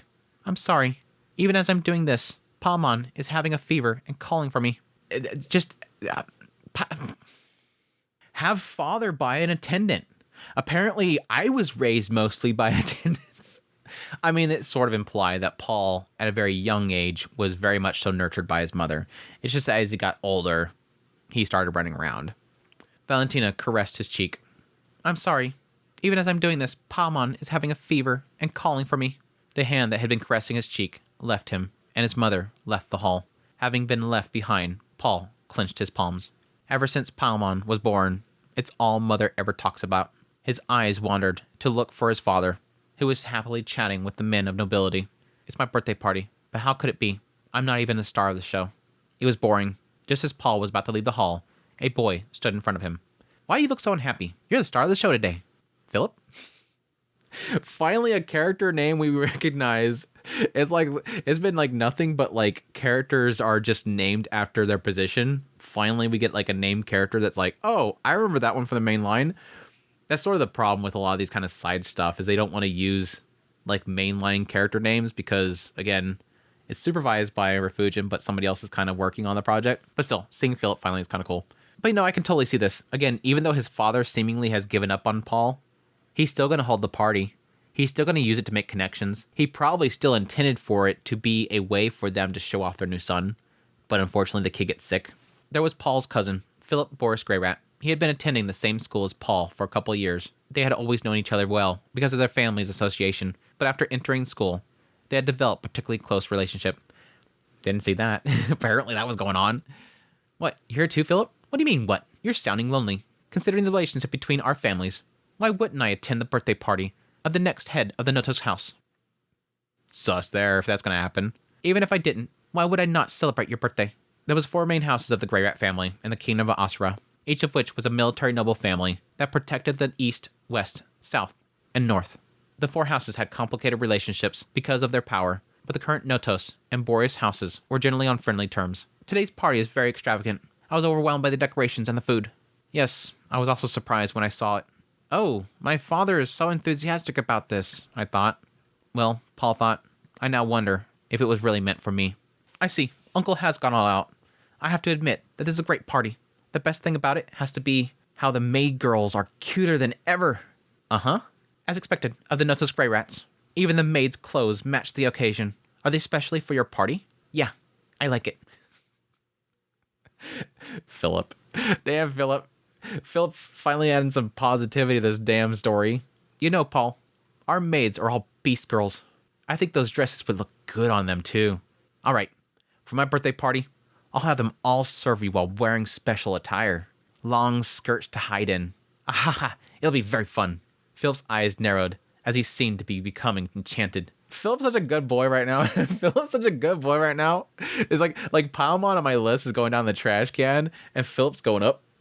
Philip's going up. So Paul gave a tap on his shoulder after seeing how he looked. And yeah, technically seeing the sort of bond they're painting here for Philip and Paul does finally kind of answer as to, the willingness of Paul to go to him and the willingness for Philip to help him out. Which, yes, a lot of that would have been Saros as well. But again, it seemed like Saros liked him more than Paimon. Philip, the face you're making is quite something right now. Are you projecting yourself to the secret garden? Secret garden? Paul gave a look at the maid's skirt before giving another look to Philip. Philip then gave Paul a broad smile. Indeed, it is the eternal paradise. A very nice place. It warms my heart. I knew it. We understood each other, Paul thought. Philip, so this is where you've been shooting the breeze. Esteemed brothers here. Are you done with your greetings already? Esteemed brother. All right, you haven't met yet, right? This is my older brother by 6 years. James. James, nice to meet you. I already know it. James' eyes looked down on Paul in a clearly condescending manner. He had an angry glower and a blunt and hostile expression. His demeanor made him anything but friendly. What? Paul thought. I just said nice to meet you, so why is he being so mean? James snorted as he looked down at Paul. You guys seem to be hanging out at school, huh? Philip, even if this is your cousin, you should choose who you hang out with in private. Pretty sure I've chosen well. Me and Paul get along very well. Huh, you're telling me this is who you get along with? I'm concerned about your future. Hey, what do you mean by that? Paul was running out of patience. He remained obviously irritated, facing James. You've been saying whatever you want for a while now. You aren't like Philip at all. At least he responds back with a nice to meet you first. You don't know a thing about me, do you? Isn't it weird to start running off your mouth like that? Is that what you think, the Notos Grey Rat problem child? Paul frowned at what he said. Is that what they say? The story is quite outrageous. The eldest son of the Notos Grey Rats, at the age of 10, instead of studying, he's engrossed in his sword, and he hasn't learned any manners. It's not true. I know the basics. Do you honestly think the bare minimums is enough? I couldn't imagine such a thing from a Boreas. Are the Notos Grey Rats truly that lacking? Damn, James. And that is a very curious thing, because I don't think we really ever met James. I think we met him once, just prior to Ariel's battlefield, in that meeting.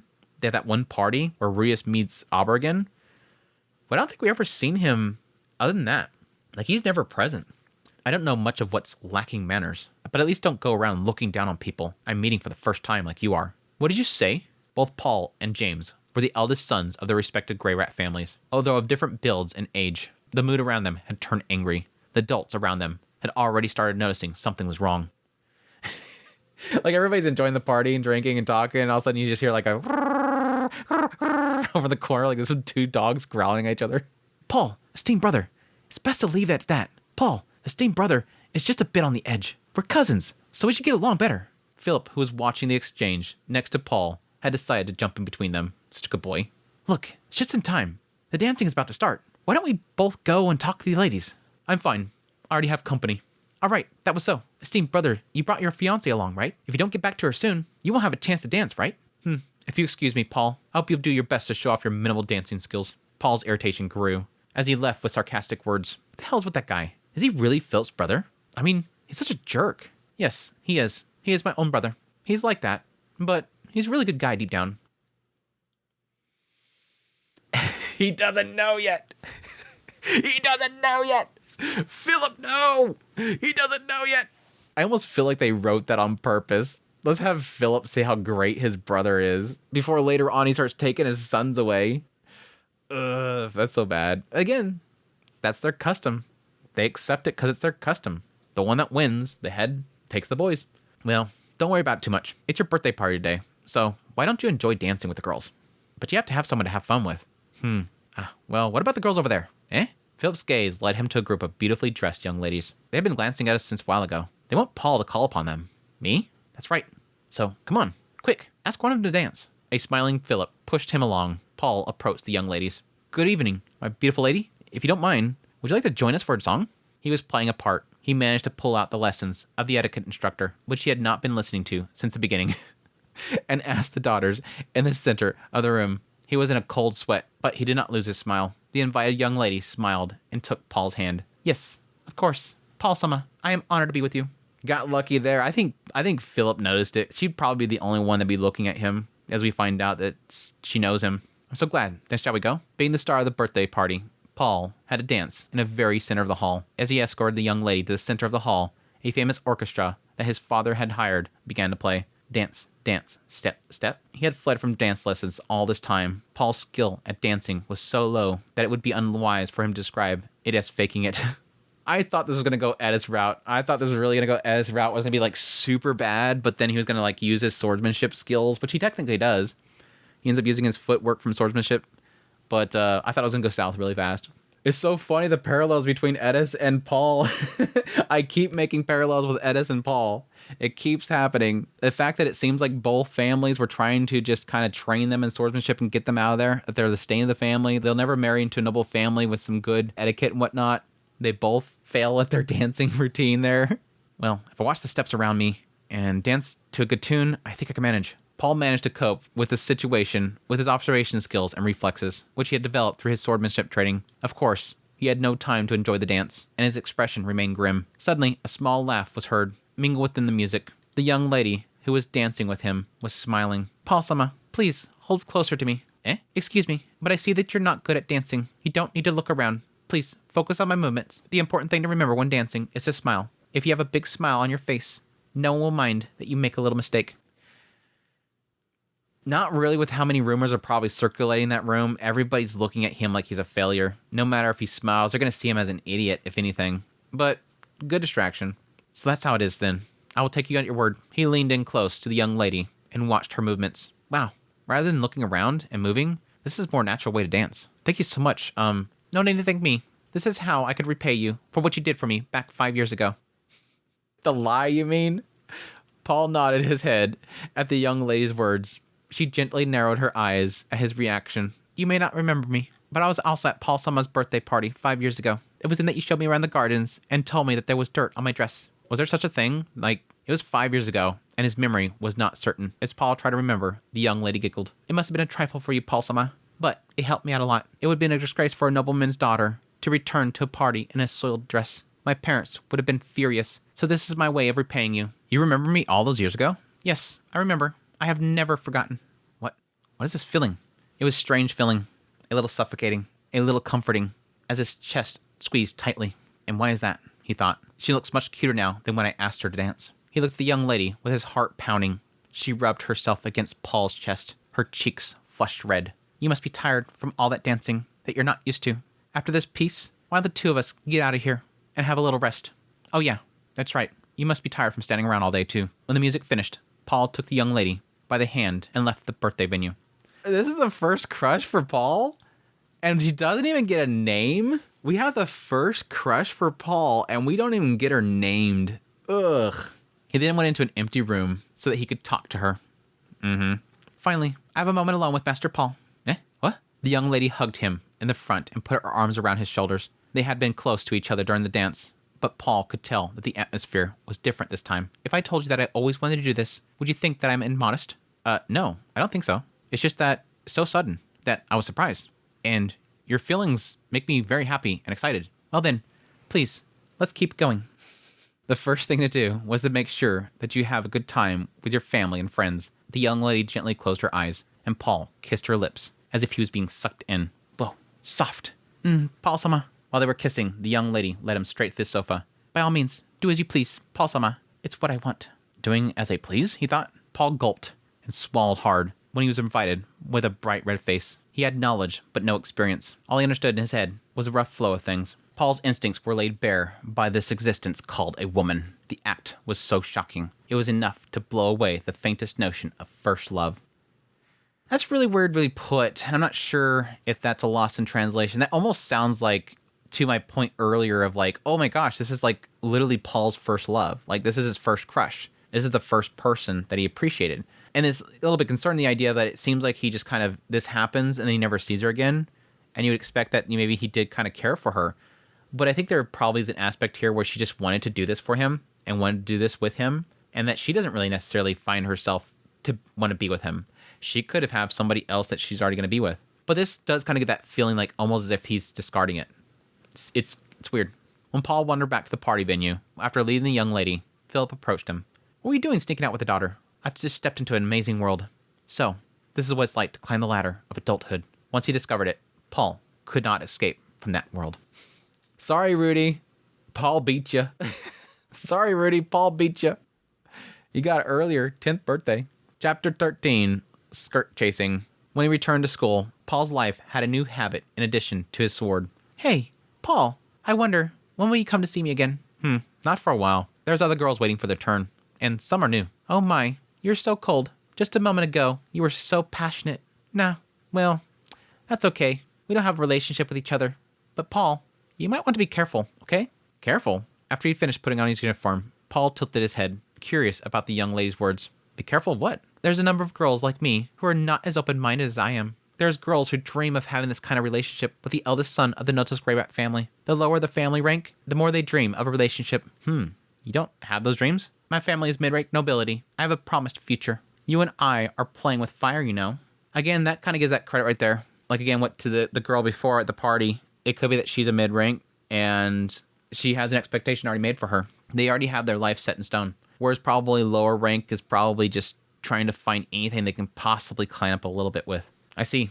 That's what I like about you. I never get tired of not knowing whether I'm being calculating like an aristocrat or not like an aristocrat, and that's what makes it fun. Paul said it with a smile, and she covered her face with her hands and sighed. What's wrong? It's nothing. I'm going to take a short rest. You go on ahead, Paul. It's like you're not getting it, dude. Go have fun walking right into that fire. Yeah, I'll do that. See you later. Paul left the empty classroom and proceeded to the exercise hall to practice his swordsmanship. Ever since the Water God style instructor left the school, Paul had been training mainly in the Sword God style, not in the Water God style without a master, but in the Sword God style with an instructor who oversaw his sword at his parents' home. I don't get along with my new teacher. Because of this, Paul's school life was gradually becoming more and more about playing with the girls than about swordsmanship. Yeah, so it seems like they replaced the previous Water God style trainer, but he's not really getting along with them. I didn't think swordsmanship would become uninteresting, but at this rate, there's no competition. Yeah, without somebody being able to challenge you. On that note, hitting on girls is fun and challenging, and what awaits afterwards is always enjoyable. After all, doing everything alone is not a good idea. I wish I could find a sword partner somewhere. There's Philip, but he's so bad with swordsmanship that he's no match for me. He looked around the exercise hall, but there was no one else in the room. For noble sons, swords were just a part of the things they learn as part of their duties. Yeah, I can see a lot of the swordsmanship training is a lot to do with again, defending their land. Because if you're called to defend your land, you're gonna be on that battlefield too. Paul Sama, hearing his name called, he looked over to see a female student from the same class waving to him from outside the exercise hall. I'd like to invite you to join us for a cup of tea after you get some rest. I have some delicious tea leaves and sweets from my parents' house. Seeing her innocent face, the worries that had been nagging him had disappeared. I'm not one to think too hard. As long as the present is interesting, that's all that matters, right? Paul decided to enjoy the private tea party with a classmate. And there's a word all gonna build up in his face. It's like a dream come true to be able to spend time with you like this, Paul-sama. You're exaggerating. We're in the same class. You should be more relaxed. Because you have a lot of girlfriends, don't you, Paul? And they're all so pretty. I'm not that pretty. I'm so glad that I had the courage to ask you out today. He put his hand over hers, making her blush. The red of her cheeks became more vivid. Oops. I thought this response would be cool. Just as Paul was about to follow his intuition and make his move, an intruder appeared on the scene. Hold it, you! Don't go near Paul without permission. Can't fight. You have to mind your turn. Senpai. She was older and strong-willed, and she was accompanied by a few of her friends who were glaring at the female student. It's the same here. It's what the lady was warning. It's the same here. Just like when Paul first arrived at this school, there was a hierarchy. There's the lows, the mids, and the high-ranking nobles, and you have to mind your position. When Paul wanted to be friends with the low-ranking, what happened? The guy cowered away. Please don't harm me. And even if he became Paul's friend, there would still be problems with him, because what would happen is a high rank would look at that and probably tell him you're not good enough to be around Paul's side. What do you think you're doing, you filthy person? And again, people would be wanting to get in with him. It just doesn't work. And again, it would look bad upon Paul's family for him to be mingling with a low rank. Here's the same situation. There's a low-ranking girl that is trying to get in good with Paul and befriend him and get with him, and this other one that's a higher steps up and says, mind your place. Get back in line. Get out of here. You are not to mess with him. Even though he is like, it's cool, girl, we're fine. No, stay out of this. You, girl. This girl's coming after this girl and does not want Paul to get involved with her conversation. You, girl, get in line. It's very interesting. Cutthroat. Order? There was such a thing, was there? Don't play games with me. Did you expect me to believe that you approached the son of the Notos Greybat family without knowing the story about him? Oh, no. I was just trying to make friends with Paul-sama. From the looks of it, you don't come from a prestige family background, do you? I suppose you're hoping to get a shot at the big time and become a mistress, right? A mistress? I would never do such a shameful thing. Uh-oh. This is a blunder that even the oblivious Paul could see. Paul was in a relationship with a young lady and her cronies. The word shameful came off as an attack. You, what did you mean by that? It can't be helped. Paul left his seat and stood in front of the young lady. Senpai, please, leave her alone with that. Paul, this conversation is between women. Will you please keep your mouth shut? See? He's not even allowed to be in the conversation. It has nothing to do with him. But it's about me, isn't it? I was just talking to her as a classmate, and we were just about to finish that. So if it's all right with your seniors, do you have some time from now on? I was hoping we could spend some time together. So he says as he took her hand and intertwined his fingertips with hers. Aware of her slightly upward glance, the noble girl took his hand in hers. Of course, we have all the time in the world. Then, let's hurry up and go somewhere quieter. Diffuse that situation. But that's the sad thing, is it's not going to be over with that. The moment that he leaves her, and she even has a pale face as he leaves. I bet she's like, my life is done. These girls are not going to let this go. Yes, I agree. After all, there's no time to waste if we have to deal with that one. Apparently, her mood was back on track. Paul glanced over to the female student and saw that her face was turned pale and downcast. So, this is what the girl was warning me about, is it? Nobles are so sordid, even amongst girls. This might be a bit troublesome. I just wanted to have a good time. And so, the troubles continued. The next day, Paul and Philip were heading towards the swordsmanship class when a man with a sword stood in front of him. Paul Notos Greyrat, I demand you accept my challenge to a duel. Huh? Paul, what'd you do? Well?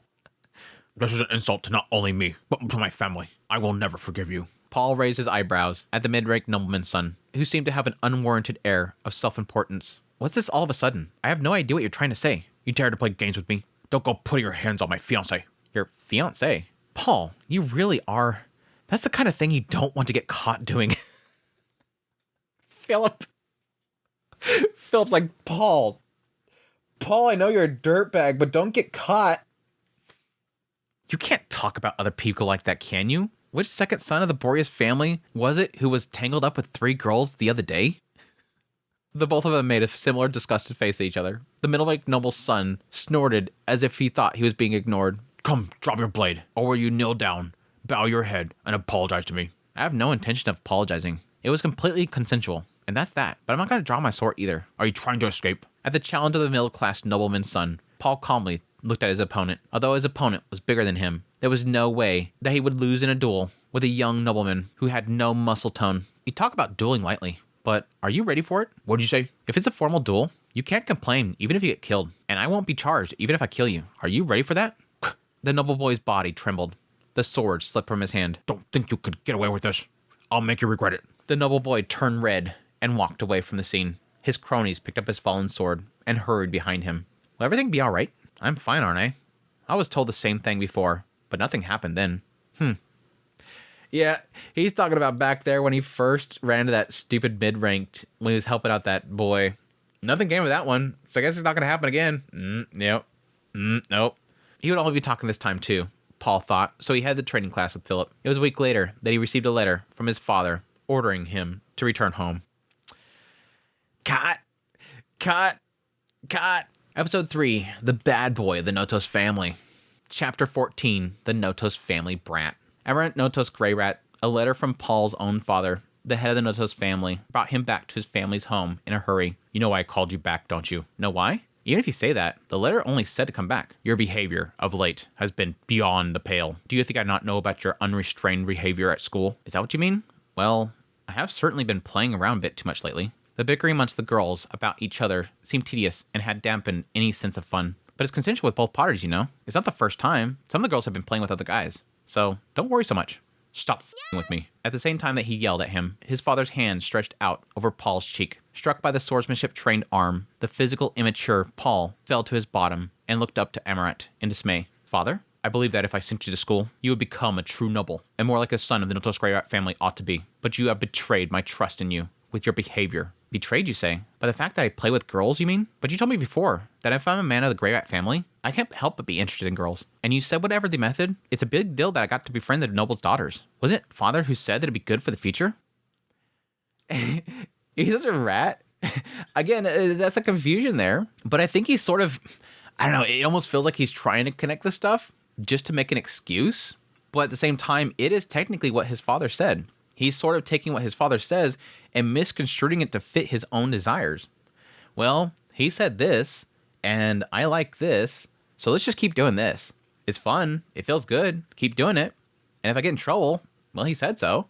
Don't you shift any blame on me. I don't blame you for being intimate with women. Then what? You have no sense of judgment. You have chosen as your playmates light-spoken girls who easily tell around that they have been embraced by the eldest son of the Notos Grey Rat family.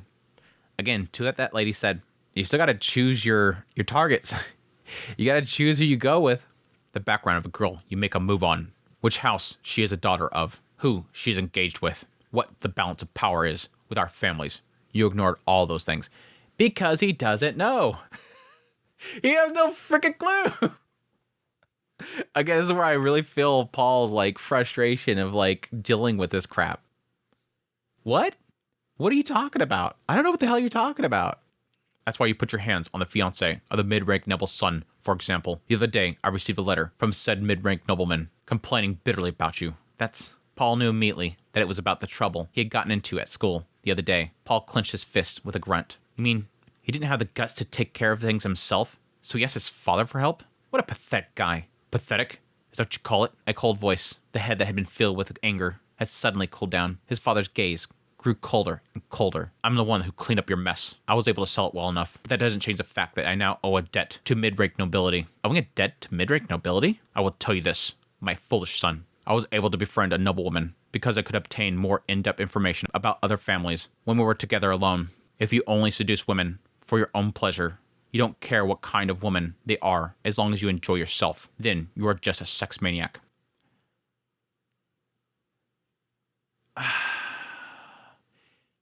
I like his mindset here. It's actually very clever, but at the same time, again, when was this discussed? there is sort of a little bit of a struggle here in how like very bursted the story is. It's burst of like little scenes that tells the story of Paul that makes you kind of beg the question, Was this ever discussed with Paul? Did you ever inform him about this stuff? We read where at some point he says it's good to get in good with them, make those connections, yada, yada, yada. But was it ever established in there, but mind who you choose? The method in which you do that. What we're talking about here is essentially how Amaranth, and he's expecting with his son Paul, to essentially, right there, where he's talking about, seduce women for the sake of gaining information, making those bonds for connections, and he's going, I did that too, but I did it for this purpose. There is an art to that. There is an art for manipulating people like that. And if Paul doesn't know it, again, he's just going to turn to a sex maniac. He's not going to do it for purpose. He's going to do it for pleasure. Like, what do you expect? A sex maniac. You couldn't argue if he opened his mouth. It was true. He was just enjoying himself to his heart's content. I pity Paimon for having a brother like you. And there it starts. This is where I started getting so infuriated. This is where things like I started getting so ticked off reading this. He's still young, but he's brilliant. Above all, he's working diligently to learn to behave like an aristocrat. Amaranth called out, and the servant came inside. Take Paul to his room. Do not let him take a single step outside until I give him permission. Understood, my lord. Young master, let's go. He was stunned, speechless. Amaranth did not have the eyes of a father. He had given up on him. It was too easy for Paul to see it. Ugh, this stuff. This is where it sucks. This is where it sucks. And again, I think this is a point where if Amaranth had any care whatsoever for his son, he would take it upon himself to mold him. If this boy is so important for your future, focus on him. Put your focus on him. Instead, you keep leaving it to other people and it's not doing anything. At some point, you got to take your own action. Get your butt in there and keep him in line. Don't, again, to this point, throw him to the side. Paimon. He's got better hope. Let's try again. Start over. Discard child. Chapter 15. Put under house arrest. The manservant led Paul back to his room. It had been a long time since he had stepped into the room, as he had gone straight to his father after coming home from school. Young master, please be calm, and please reflect on what you have done. The master's wrath is greater than ordinary. There's nothing to do but be quiet. When did you start putting bars on the windows? Father must have wanted to lock me up from the beginning. I'll be back later, at mealtime. Paul's question was not answered, and the manservant left the room. From outside, he heard the sound of a lock being snapped. Come to think of it, Father always told me to be like an aristocrat. Does that mean that I have to calculate everything and think of whether it's profitable or not before I make a move? That's literally what he's having to be forced to learn in a really bad way. And again, I don't know if this stuff that he was being told by his father, it doesn't seem like his father was even putting that much effort into it. It feels like his father over time is just kind of piecemealing logic that he's supposed to connect himself. That's not fun at all. This life of house arrest was a result of acting solely on the basis of whether or not it was enjoyable and whether or not it moved his heart. It's true that if I was uninhibited and I messed up, but still, I don't think I did anything wrong. If you can only act based on whether it's profitable or not, being an aristocrat is a dreary way to live. Yep. This is, again, right here. This is what makes Paul do what he does. This is what makes Paul walk away from this life. It's all about profit. It's all about power. Every decision you make is about, what do I gain from this? What will this improve for me? Will this make me look good? Will this make me look bad? Everything is calculative towards power. He never wanted that. A life of house arrest ensued. The manservant came to him and pleaded, even if it's just for the form's sake. But Paul never spoke a word of repentance. Behind the locked door, it seemed like a different world. Still, the voices of the servants could be heard. The tutors have been praising him. They say that Paimon-sama is very dedicated and excellent, and he's so calm. He's still very young, but he's such a gentleman. And like his brother, he really is a little gentleman. Since he was a little boy, Paul was always touching our butts and crawling up our skirts, you know? It's just the way he grew up, isn't it? No wonder he's locked up, having incurred the master's wrath. Ah, here you are. Paimon-sama called for you, didn't he? Paimon-sama called for us? We must go at once. If he likes us, he might make us personal maids. Come on, hurry. He heard the sounds of footsteps running away from him. Apparently, they had no idea that Paul could hear them. Probably could. Paimon, huh? Some time passed. Days faded in and out, with the manservant also present. Now, this is interesting because this all kind of paints this picture that they all gave up on him. Like, all the maids hate him. Like, yeah, it gets into later on. It seems like the head maid likes him. But it feels like all these maids think that he's the worst. And everybody loves Paimon. Which seems kind of a little counter to what we learned in the mainline series. At some point, they pointed out that if I remember correctly, and chat can get mad at me if not, I seem to remember them saying that they hated Paimon. They wished that Paul came back and took over the family. They didn't want Paimon to be the leader because he wasn't strong. Now, I do know, and again, I might be misremembering here, I do know that Saros hated Paimon. Again, called him weak. He felt that Paul was strong. But I seem to remember them specifically saying the maids and whatnot favored Paul, which just makes me believe that that was mostly around, and again, this is wrote by somebody and, again, supervised by Fujin, so you assume that he's keeping track of all this information here. It makes me believe that once Paul leaves and Paimon finally takes over, they just don't like Paimon. And then at some point, they just have this, like, regret. Like, I'll take Paul rubbing my butt every now and then. At least he was strong. At least he's not like Paimon. It just gives that sense that just Paimon is just, he's a nasty dude. And this entire, like, segment here is like, this boy is nasty. This boy is manipulative. He feels manipulative. He seems like a spoiled little brat. He doesn't have, like, the libido driving him everywhere. He just has his own desires and his own selfishness that kind of fuels him.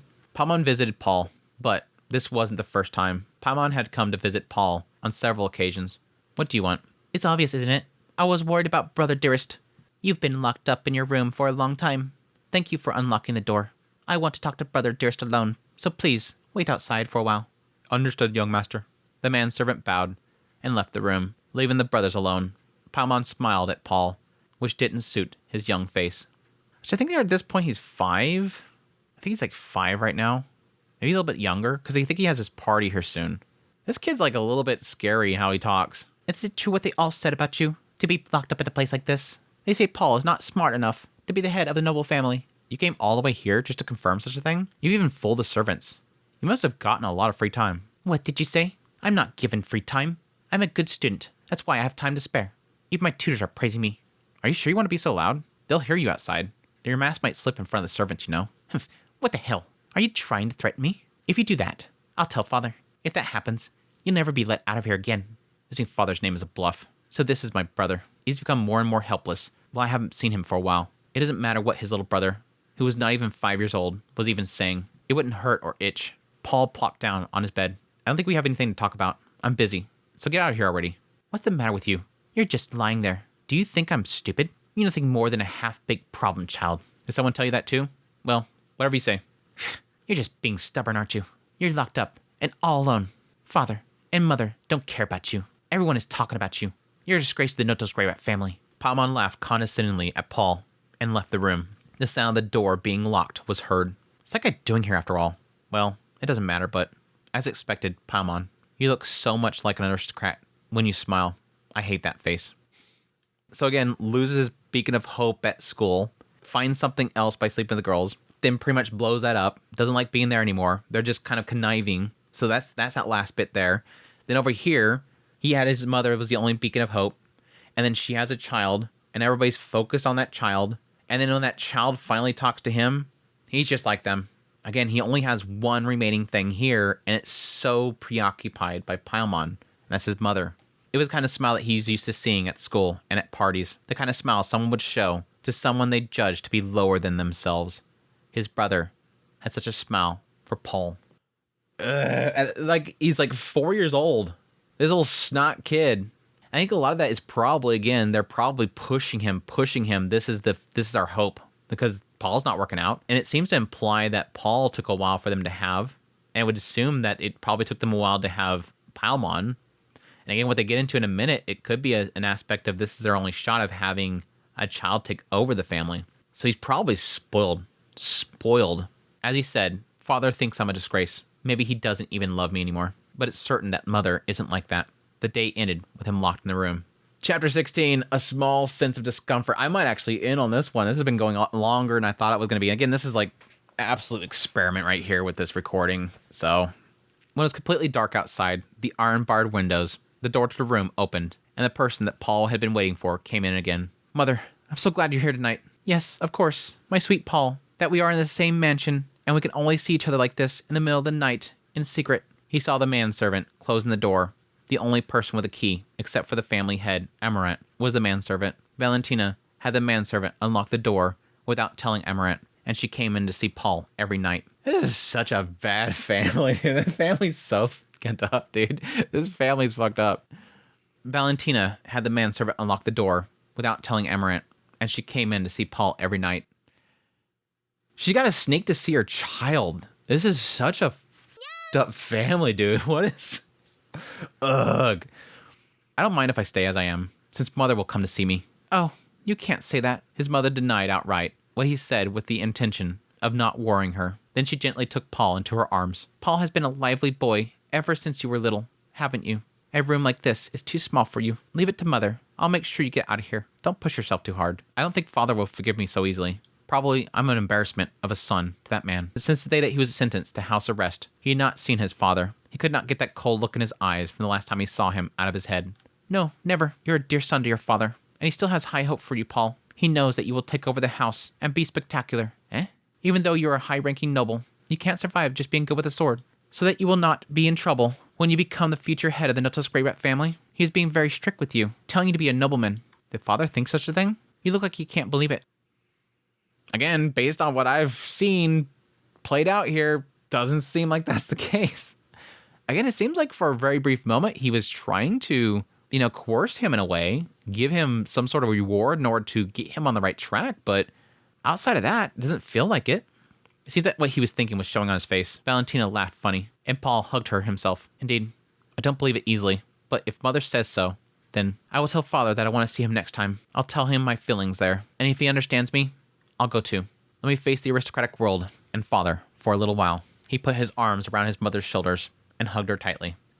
Paul felt something strange, but it was only for a moment, and it would soon disappear from his mind once he was embraced by his mother's sweet-smelling bosom. He had no idea he would regret for the rest of his life that he had overlooked that small feeling of discomfort. A few days later, Paul's mother, who used to visit him every night, suddenly stopped showing up. You know where that's going. Yeah, I'm going to stop there. I hate this because I really badly want to do each arc be its own video and do 4 Mushoku Mondays, but I'm like 2/3 the way to the end of this one particular arc, so it's going to be way too freaking long. I don't know. I really hope that this turned out to be a decent recording for you guys and you guys enjoyed this one. There's a side of me that's a little bit skewed in the idea that I already know what's kind of happened, so it's not as exciting for me story-wise to hit those points. But my feelings, I did feel like I spent less time really analyzing things until the later parts. And I kind of mentioned that at the very beginning. My concern was I knew the beginning segment of these chapters was a bit slow and not enough to really chew into because it is introductory. But it is sort of the later parts where you do start to see how Paul is being molded by this stuff, how each of these encounters is affecting him in some little way, and how that's building up.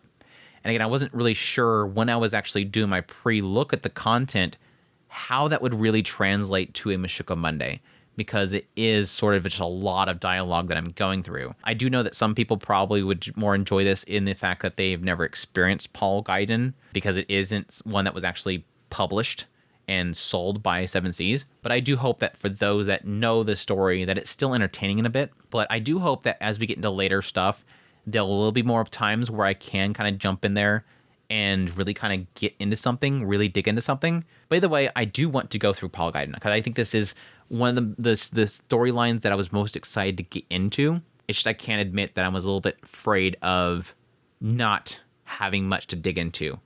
And that's sort of what I kind of felt going through the segment. So again, let me know, guys, is this good?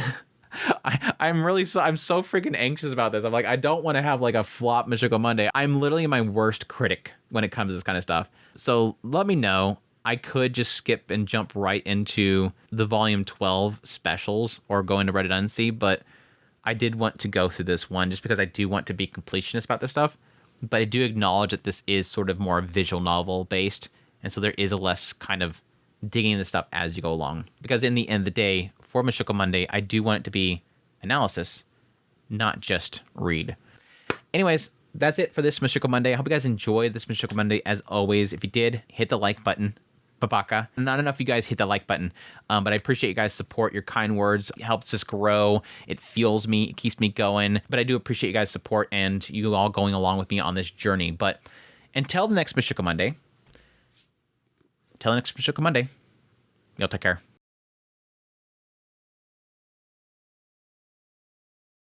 Happy Mushoku Mondays, everybody. Welcome back to yet another trek through Mushoku Tensei Jobless Reincarnation novel series. We are on Paul Gaiden. Paimon-sama sucks. The next day, Paul and Philip were heading toward the source mission. Always about being a nobleman. You have to act noble, me.